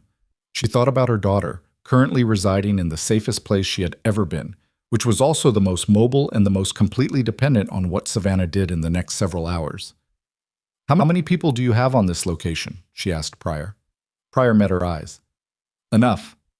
But if Reyes has operational support and he's already positioned, then we need to move again. Moving creates exposure. Staying creates a target." Pryor looked at her for one moment with the particular expression of a federal agent, acknowledging that a civilian has just made a tactically sound assessment. "I know," she said. She was already reaching for her radio when the lights in the building went out. The darkness lasted 4 seconds. Savannah counted them. 1, 2, 3, 4. And in those 4 seconds, pressed against the wall of the townhouse bathroom with the box between her feet and Richard's hand on her arm and the baby moving in long, anxious rolls beneath her ribs, she made a decision that surprised her with its completeness. She was not going to die in this building. Not tonight. Not like this. Not when she had come this far and paid this much, and her daughter had not yet had a single day outside of her body that wasn't already marked by someone else's violence. The emergency lighting came up in its orange strip along the floor. Pryor was already moving. The radio. The wall. 2 words to the driver she didn't catch, the driver into the hallway.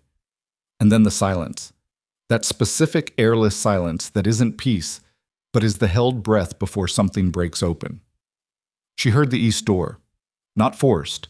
Managed. Quiet and practiced and professional, which was worse than loud because loud was panic, and panic made mistakes, and professional did not. Pryor pulled the bathroom door nearly shut. The crack of orange light. Savannah's own breathing, which she was controlling with the mechanical focus of a woman who understood that her body's panic response was a liability she could not currently afford. In through the nose. Out through the mouth, the baby pressing against her ribs from the inside like a hand asking to be held. 1, 2, 3, 4. The sound from the hallway was compact and flat, and immediately followed by the sound of weight meeting floor, and then Pryor's voice came through the crack in the door. Very quiet, almost conversational. Clear. Richard released a breath beside her, long and shaking and real, the breath of a man in his 60s who had just spent 4 minutes doing something his body and his entire professional life had not prepared him for, which was sitting in a dark bathroom while people with weapons moved through the building around him, and who had stayed anyway. Savannah looked at him in the orange light. His coat was still on. His collar was wrong. There was a quality to his face she had not seen before. Not fear exactly, but the residue of fear, the way The way a person looks when the adrenaline is metabolizing and the body is catching up on what the mind already processed. She put her hand over his for 1 second, just one. Then she picked up the box and stood up. Pryor opened the bathroom door fully. There was a man on the hallway floor. She did not look at him for long. She looked at Pryor instead, at the tear in Pryor's jacket sleeve with its dark edges. "You're hit," Savannah said. "Grazed," Pryor said. "Ulnar side. It'll need attention, and it will get attention when this building is confirmed clear." She was already on the radio, 2 transmissions in under a minute. Then, "Marco Reyes is in custody, taken at the east entrance before he could breach. The operative in the hallway was contracted, not core Blackwood personnel." She paused. "The building is secure." Savannah stood in the hallway and breathed and let it be true. She let it move through her in stages the way large things move, not all at once, but in waves, each one carrying a different part of the information. Reyes in custody, the building secure, the filing already made, Adrian in a federal holding room at JFK, the empire, the plan, the physician with his prepared affidavit, the Connecticut facility, the custody maneuver, all of it hitting the wall her father had built, and the wall holding. Her legs made their decision without consulting her. She sat down on the hallway floor, not gracefully. There was nothing graceful about it.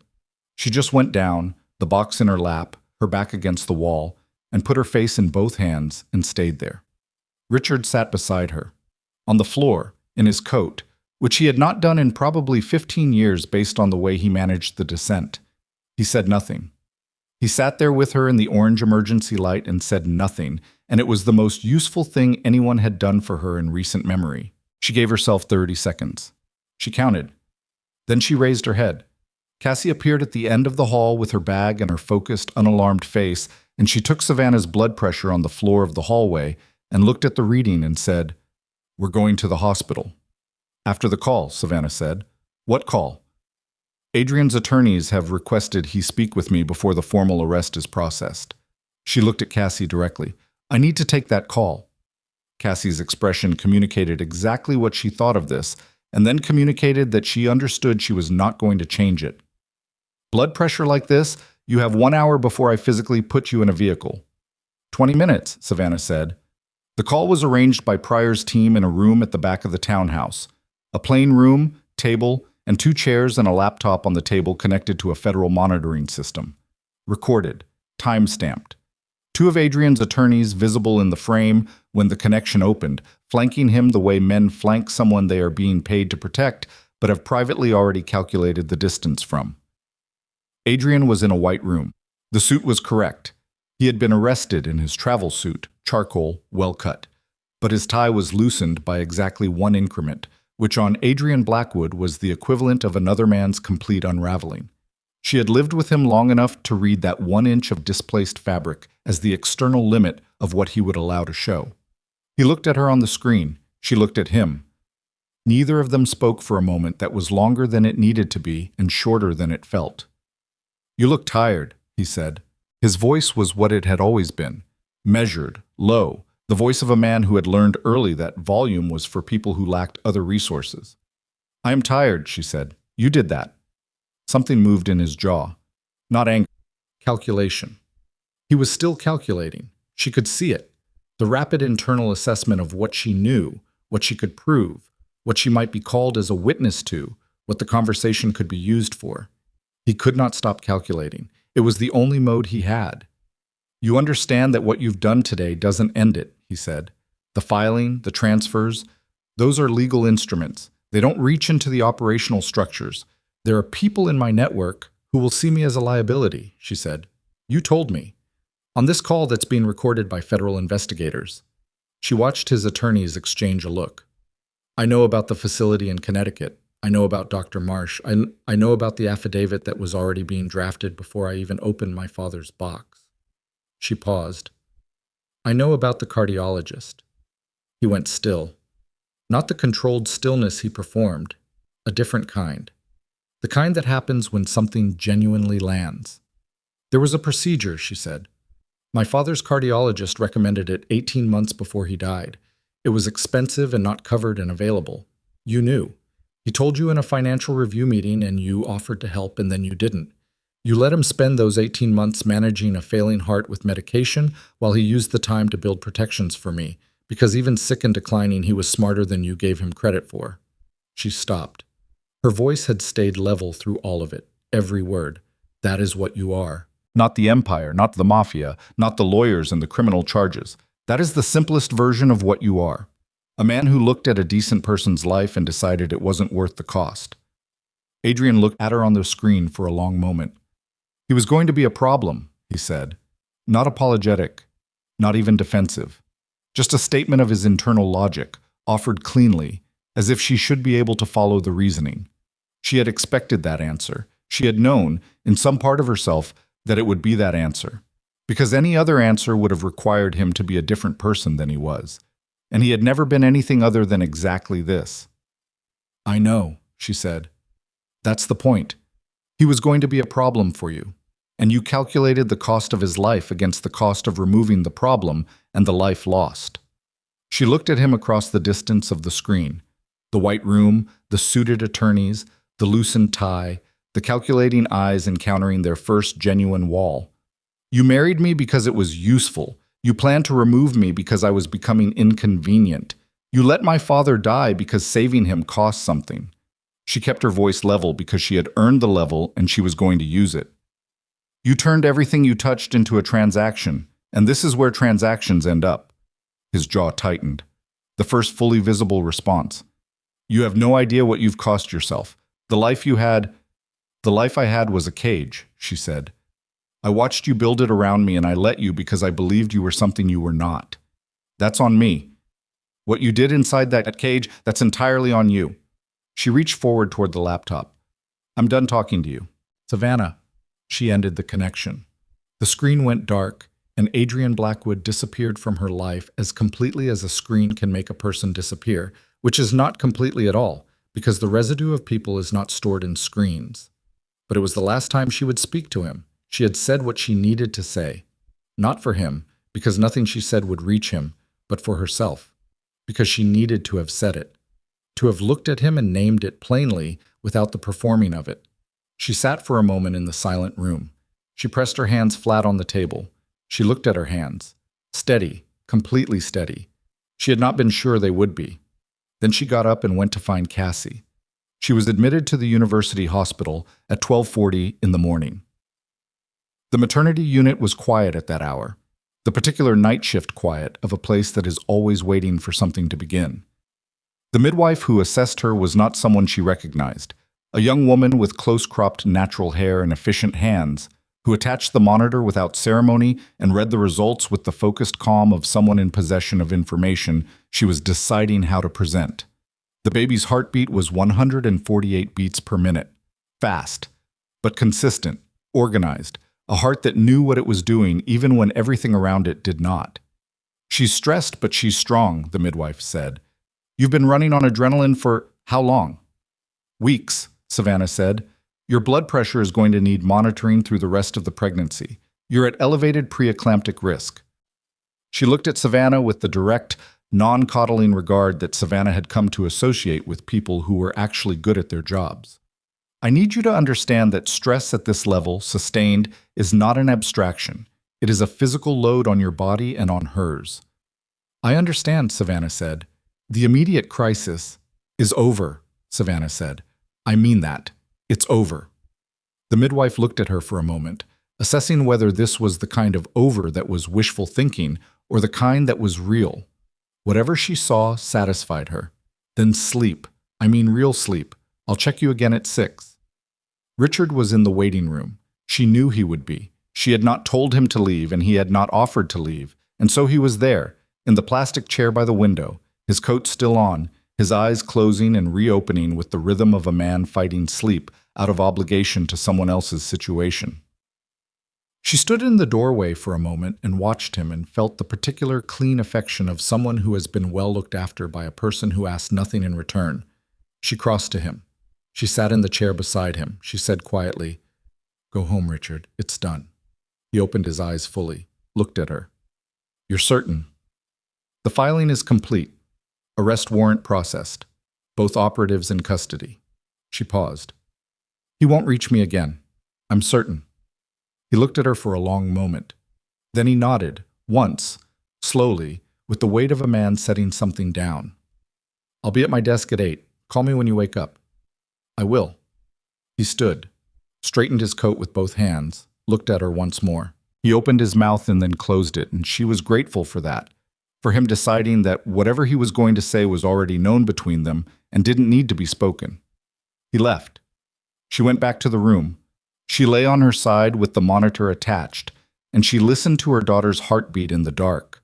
143, 142, settling. And she closed her eyes. She slept for 7 hours without performing it. She woke to pale February light at the window and the midwife doing a quiet blood pressure check, and Grace moving inside her with the slow, rolling motion of someone who has finally, at 37 weeks and 3 days of gestation, decided to simply be still for a moment and rest. Grace Whitmore was born on a Thursday, 7:41 in the morning, 7 pounds, 2 ounces. The labor lasted 9 hours, which Savannah experienced as the most purely physical thing she had ever done. Not painful in the way she had anticipated, but enormous, demanding every piece of attention and every reserve of something that was not exactly strength, but was the thing underneath strength, the thing that is still there when strength is gone. She made sounds she did not recognize as her own. She held the rail of the bed with both hands and breathed with her whole body, and at 7:41 the midwife put a person on her chest. Dark hair. Eyes closed. Mouth open in the initial working cry of a body discovering air, discovering cold, discovering the vast and inconvenient fact of being a separate entity in a world it had not previously experienced from the outside. Savannah held her. She could not speak. She tried once, failed, and stopped trying. She pressed her mouth against the top of Grace's head and breathed her in. The particular, specific smell of a new person. And she stayed there for a long time, bent over her daughter in the February morning light, while the midwife worked quietly around them and the monitors beeped and the world continued its indifferent turning outside the window. Richard arrived at 9:15. The nurse brought him in and he stood at the bedside and looked at Grace with an expression that moved through several things in rapid succession. Recognition, something tender and slightly wrecked, and then the settling of a man arriving at the specific emotion his body had chosen for the moment, which was not happiness exactly, because happiness was too thin a word, but the deep functional satisfaction of someone who has done everything they were trusted to do and can now see the outcome. He did not say, "She's beautiful," or "Your father would be so proud," or any of the phrases that are true and also slightly beside the point. He stood there and looked at Grace, and Grace, with the unfocused, searching attention of a person 7 hours old, seemed to look back at the general direction of his face. "Hello," Richard said to her, very quietly. Just, hello. It was the right thing. Savannah did not think he planned it. It was simply the truest available thing, and he said it, which was how Richard Caldwell had operated for 30 years and would continue to operate until he could not. She named her Grace Whitmore that afternoon. She filled out the form with her own handwriting, her father's handwriting, small and exact. And she put no other name on the document, not Blackwood, not any compound of it. Grace Whitmore, her mother's name, her grandfather's name, and the word that meant the unearned gift, the thing that arrives when you have stopped believing it will. The trial preparation took 8 months and happened mostly in conference rooms with documents and depositions and the particular grinding patience required to dismantle something that was built to be complex. Savannah was present at every meeting that required her presence. She brought Grace to 3 of them in the carrier when the child care arrangement fell through and the meeting could not be rescheduled. The federal attorneys had opinions about this that they did not express, and she did not invite them to. She was deposed 4 times. Each time she answered the same questions with the same precision, the same dates, the same sequence of events.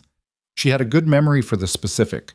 She had always had this, and her weeks of notebook keeping had only sharpened it. She described what she heard through the office door.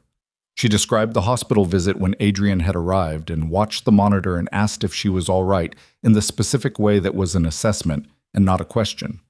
She described the conversation with Marco Reyes from the recording prior's team had assembled from the estate's own monitoring system. The system Adrian had installed to watch her had, in the end, recorded him. She described her father. She was asked once by a junior prosecutor who was not calibrated to the material, whether she felt that her father had placed her in danger by involving himself in Adrian's financial structures. She looked at him for a moment. She said, "My father built the only exit I had.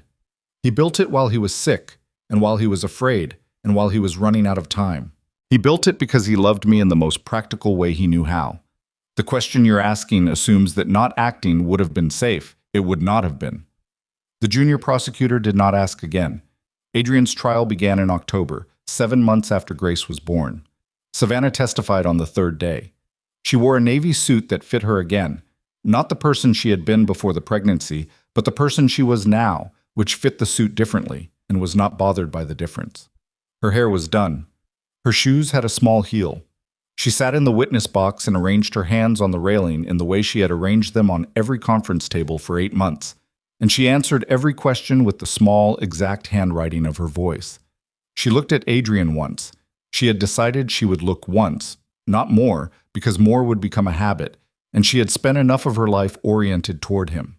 She looked across the courtroom, and he was already looking at her, and for one held moment they simply saw each other with the unfiltered clarity of two people who have been stripped of every social pretense by the machinery of a federal courtroom. He looked like himself. That was the thing. She had half expected him to look diminished by the arrest, by the months in federal custody, by the public collapse of the reputation he had spent years constructing. He looked precisely like himself, composed, precise, the assessment running behind his eyes. The tie was correct this time. The suit was correct. He had not allowed even the courtroom to see the loosened inch. She looked away.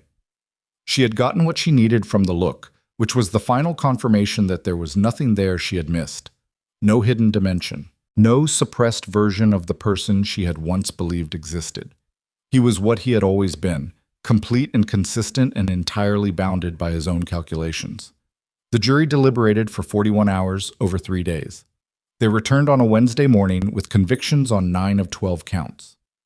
The judge, a man in his late 60s with the exhausted, empirical manner of someone who had looked at a great deal of human capacity for damage and had not allowed it to make him theatrical, reviewed the sentencing guidelines and the nature of the convictions and the prosecutorial recommendations and the testimony record and sentenced Adrian Blackwood to 27 years on the primary counts, with additional federal time on the organized crime convictions that extended the practical minimum to something her daughter would be an adult before it expired.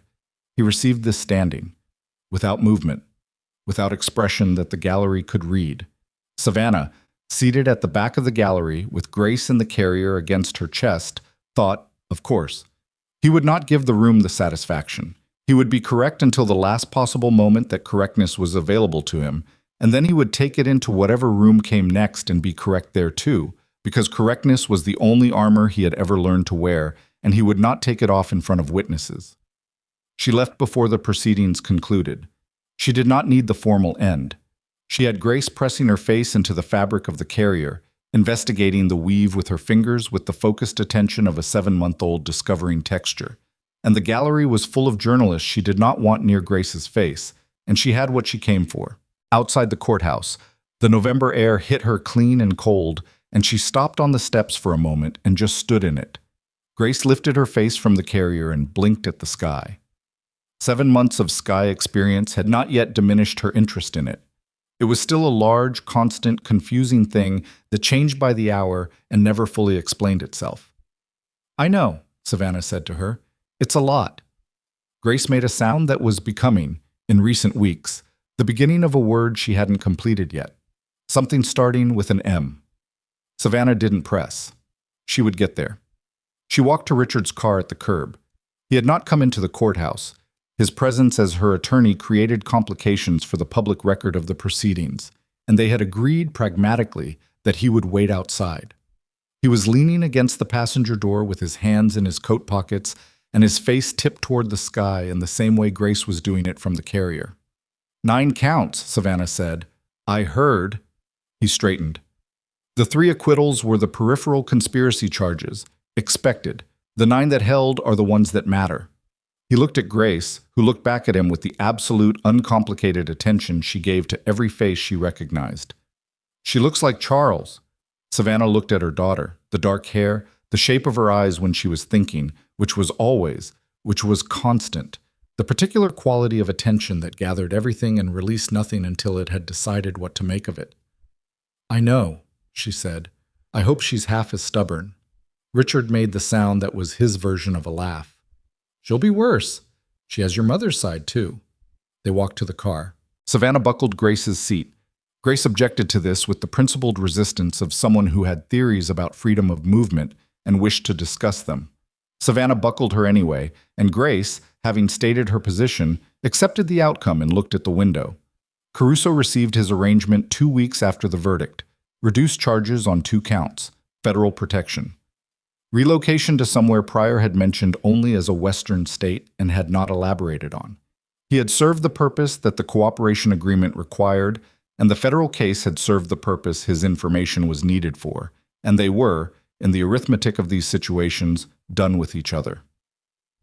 Savannah thought about him occasionally in the months that followed. Not warmly and not bitterly, but with the specific, complicated acknowledgement she reserved for people who had done the necessary thing for reasons that were not clean. He had told her the truth when it mattered. He had done it because he needed something, not because he was good, and the outcome was the same either way. She did not know what to call that. She had stopped needing to call it anything.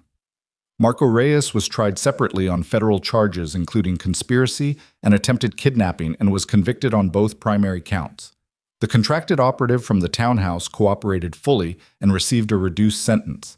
The Connecticut facility and its medical director were investigated on separate charges arising from prior cases that Pryor's team had been building independently, and Dr. Marsh lost his license in a disciplinary proceeding that preceded the criminal charges by 3 months.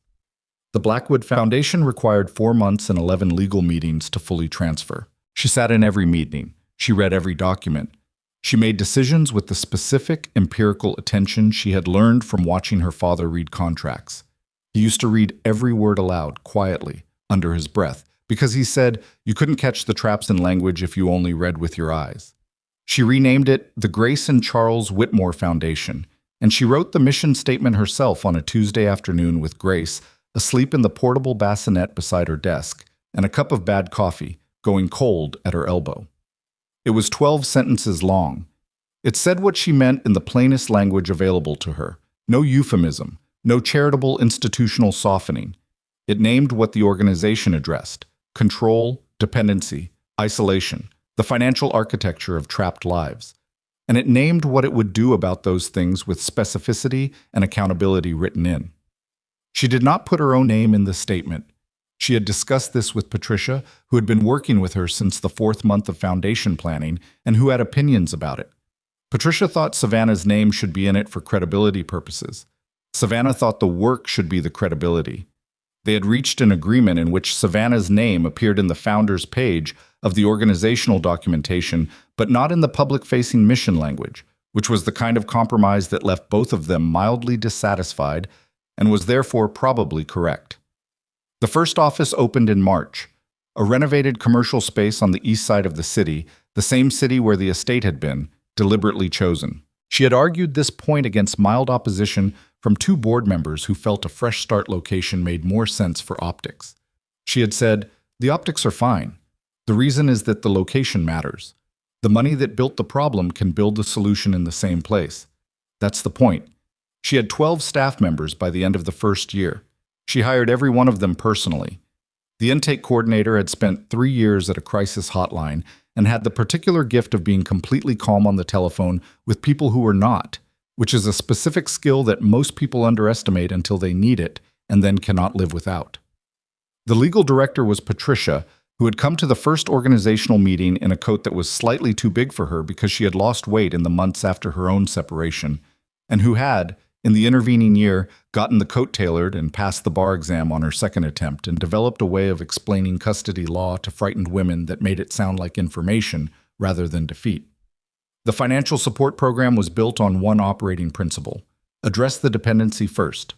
Savannah had seen, in the months of building the foundation, the gap that most crisis organizations fell into. They offered shelter and counseling, both essential, and almost nothing that addressed the practical fact of a woman with no bank account in her own name, no employment history for the past 4 years, no professional references, and no credit. She built programs that were specifically, boringly, practically useful. banking access, employment skills documentation, credit establishment, small emergency funds that were grants and not loans. She hired a financial counselor who had spent 12 years at a community bank and who understood that money is not abstract and dignity is not either. Adrian's mother filed the petition for visitation when Grace was 11 months old. Savannah read the filing at the kitchen table of the apartment she was renting while she looked for a house, and she read it once, carefully, and then called Richard. "The firm on the filing," she said. "I saw. It's the same firm that handled Adrian's pretrial motions." "Yes." "This isn't a grandmother who wants to see her grandchild," she said. "This is a family trying to maintain a claim on the legacy." "That's my read as well." "I want to terminate," she said, "his parental rights complete. And I want the court to find that this petition is an extension of his documented pattern." Richard was quiet for a moment. She could hear him thinking, the particular quality of his silence when he was running down a legal argument with the speed of someone who had been running them for 30 years. "It's a higher evidentiary bar," he said. "I know. Can we meet it?"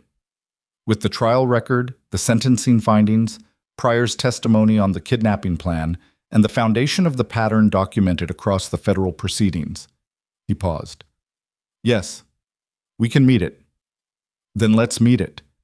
The hearing was scheduled for April and conducted over 2 days in the Family Court Division of the city's central courthouse. Savannah testified. She was calm. She was exact.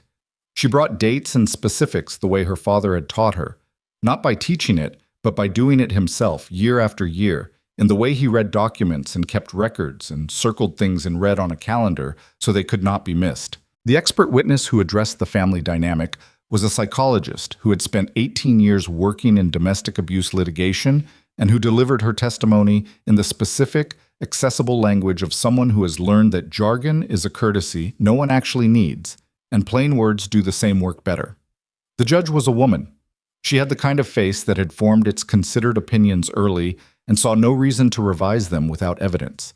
And she listened to the 2 days of testimony with the quality of attention that suggested everything was being weighed and nothing was being dismissed. At the end of the second day, she retired for deliberation, and at 10:15 the following morning, she delivered a ruling that was 11 pages long and said, in plain language, that the evidence supported termination of parental rights, and that the family petition for access was denied on the grounds that it represented a continuation of a coercive pattern documented across criminal proceedings.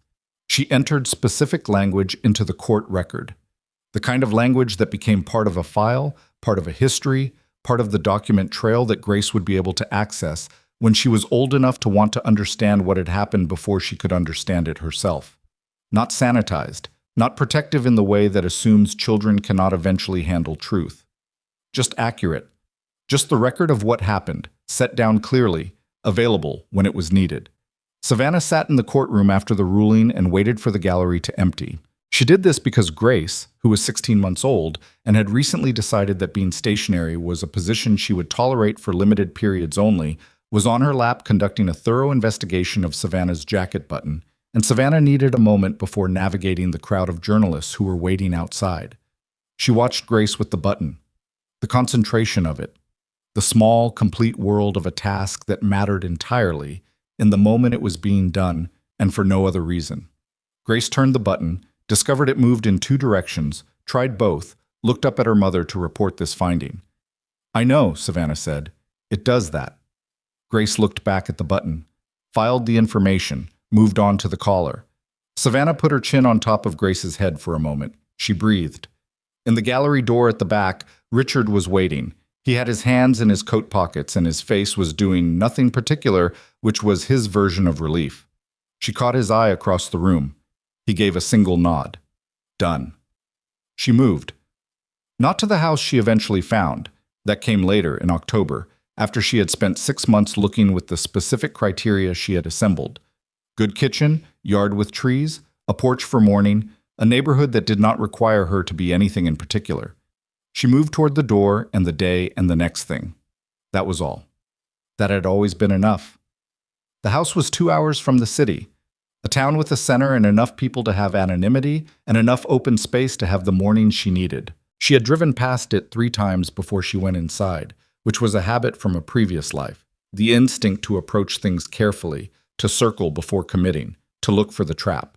She recognized the habit when she noticed it, and she went inside on the third pass anyway, because some habits are safety, and some are just the residue of fear, and at some point you have to decide which is which. The kitchen was good. The yard had 2 oak trees and a third one at the far end that was younger, not yet full height, still working on it. The porch faced east, which meant morning light, which was what she had asked for. She bought it. She moved in November, which was almost exactly a year from the night she had stood in the dark hallway with her hand over her mouth and heard the sentence that changed everything. She did not think this was poetic symmetry. She thought it was November, which was when the house became available, and she needed a house. Richard came to visit the first month. He sat on the porch with her and drank coffee. She made it badly on purpose. He drank it without comment, which confirmed he knew it was intentional. And they talked about the foundation and about a case that had come in from a woman whose situation had specific, familiar architecture. They did not talk about Adrian Blackwood. There was nothing left to say that wasn't already in a federal case file or a court record or the 11 pages of the judge's ruling. The sun moved. The oaks held their last leaves. Grace was inside with Patricia, who had driven up with Savannah to help with the moving boxes, and who had stayed an extra day because Patricia had opinions about unpacking systems, and Savannah had let her have them. Richard finished his coffee. He looked at the yard for a moment. "Your father would have liked this house," he said. And she looked at the oak trees. The younger one. The particular way the light moved through late-season leaves when there's enough of them left to catch it. "I know," she said. "I bought it for that reason." He would have said you were being sentimental.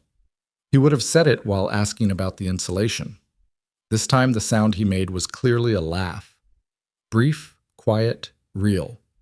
The kind she had come to understand was the top of his range, which was fine. It was enough. They sat. The light shifted. Inside the house, Grace's voice arrived through the open window. Not words yet. Not quite. But the precursor to words. The sound of a person who has discovered that sound is a tool and is experimenting with its applications. Savannah went inside. Grace was standing at the kitchen window with both hands flat on the glass, watching a sparrow on the porch railing with the total attention of someone who has only recently understood that there are creatures in the world that are neither people nor the family dog, and is revising her model accordingly. The sparrow had settled there with the unconcerned ease of a small thing, with no particular reason to be afraid of this specific house on this specific morning, and it was sitting in the light cleaning its wing feathers with efficient, unhurried attention. Savannah stood behind her daughter and watched the sparrow and let the moment be exactly what it was. She did not add to it. She did not take from it. She simply stood in her kitchen in the house she had chosen, in the town she had chosen, in the life she had assembled from what her father left, and what her own will had managed, and what the people who showed up when she needed them had contributed, and she watched a small bird clean its feathers in the November light. Grace turned from the window and looked up at her mother. Her face was doing the thing it did when she had witnessed something she needed to account for, the focused, organizing expression of a person classifying new information. "Bird," she said, clearly, a complete word. The first one, clean. Savannah crouched down to her daughter's level, which her knees registered as a statement, and she looked at Grace's face at close range, the dark hair, the eyes that were settling now toward the color they would keep, the particular shape of her attention that was her grandfather's and nobody else's. "Yes," she said. "A bird." Grace looked back at the window. The sparrow was still there. She watched it with the patient, complete attention of someone who has decided this is worth staying for. Then the sparrow opened its wings, one small, definitive motion, and was gone from the railing and into the open air beyond the yard, beyond the oak trees, beyond everything Savannah could see from where she stood. Grace pressed both hands to the glass and looked at the empty railing for a moment. Then she turned to her mother with the expression of a person who has something to report. She did not yet have the words for it. She would get them. They were coming. The language for what she had seen, for what the world kept showing her, for what it meant that things arrived and departed, and the window was still there and you were still standing at it, and that was enough. Savannah sat on the kitchen floor. On purpose this time. She sat down and held her arms out, and Grace walked into them with the confident, slightly reckless locomotion of a person 14 months into the project of moving through the world on her own power. She held her daughter in the kitchen of the house with the oak trees. She thought about the hallway, the cold wall, the warm water with lemon, the box with her name on it, the bench by the fountain, the orange emergency light, the courtroom, the 11 pages. She thought about all of it and let it be what it was. Not a story she had survived, not a thing to be proud of or to carry as a wound, just the specific sequence of events that had led her to this floor, in this house, holding this person who smelled like the specific warm smell of a toddler who has been running and has recently eaten something with blueberries. She pressed her face into Grace's hair. Her father had known. He had known, and he had built, and he had run out of time before he could see it work. And she was going to carry that, not as grief exactly, though grief was part of it, but as the specific obligation of someone who has been given something costly and intends to use it correctly. She went to the kitchen table later when Grace was napping and the house was quiet and the light was the long gold of late afternoon. She opened the new notebook, spiral-bound, cheap, the same kind she had always bought, and she wrote her daughter's name at the top of the first page. She thought for a moment about what to write. Not the whole story. That would come in pieces, as it should, when Grace was old enough for each part of it. Just the principle. The one underneath everything. The one her father had given her without words. She wrote, "You are not powerless. You were never powerless. I loved you enough to make sure of it." She looked at it for a moment. Then she added one more line, which her father had not written because he had not needed to. It was already in everything he did, but which she needed to see in her own handwriting, on paper, in the house she had chosen. And so do I. She closed the notebook. Outside, the oak trees held the last of their leaves in the declining light, and the porch where she would drink bad coffee in the morning waited in the quiet way that good things wait, without urgency, without demand, simply present and available and patient as the particular patience of things that are not going anywhere. The house was still. Grace was sleeping. The light moved across the kitchen floor the way light moves in places where no one is afraid. Savannah Whitmore sat at the table in the ordinary gold of an ordinary late afternoon, and she breathed, and the breathing was enough, and she let it be.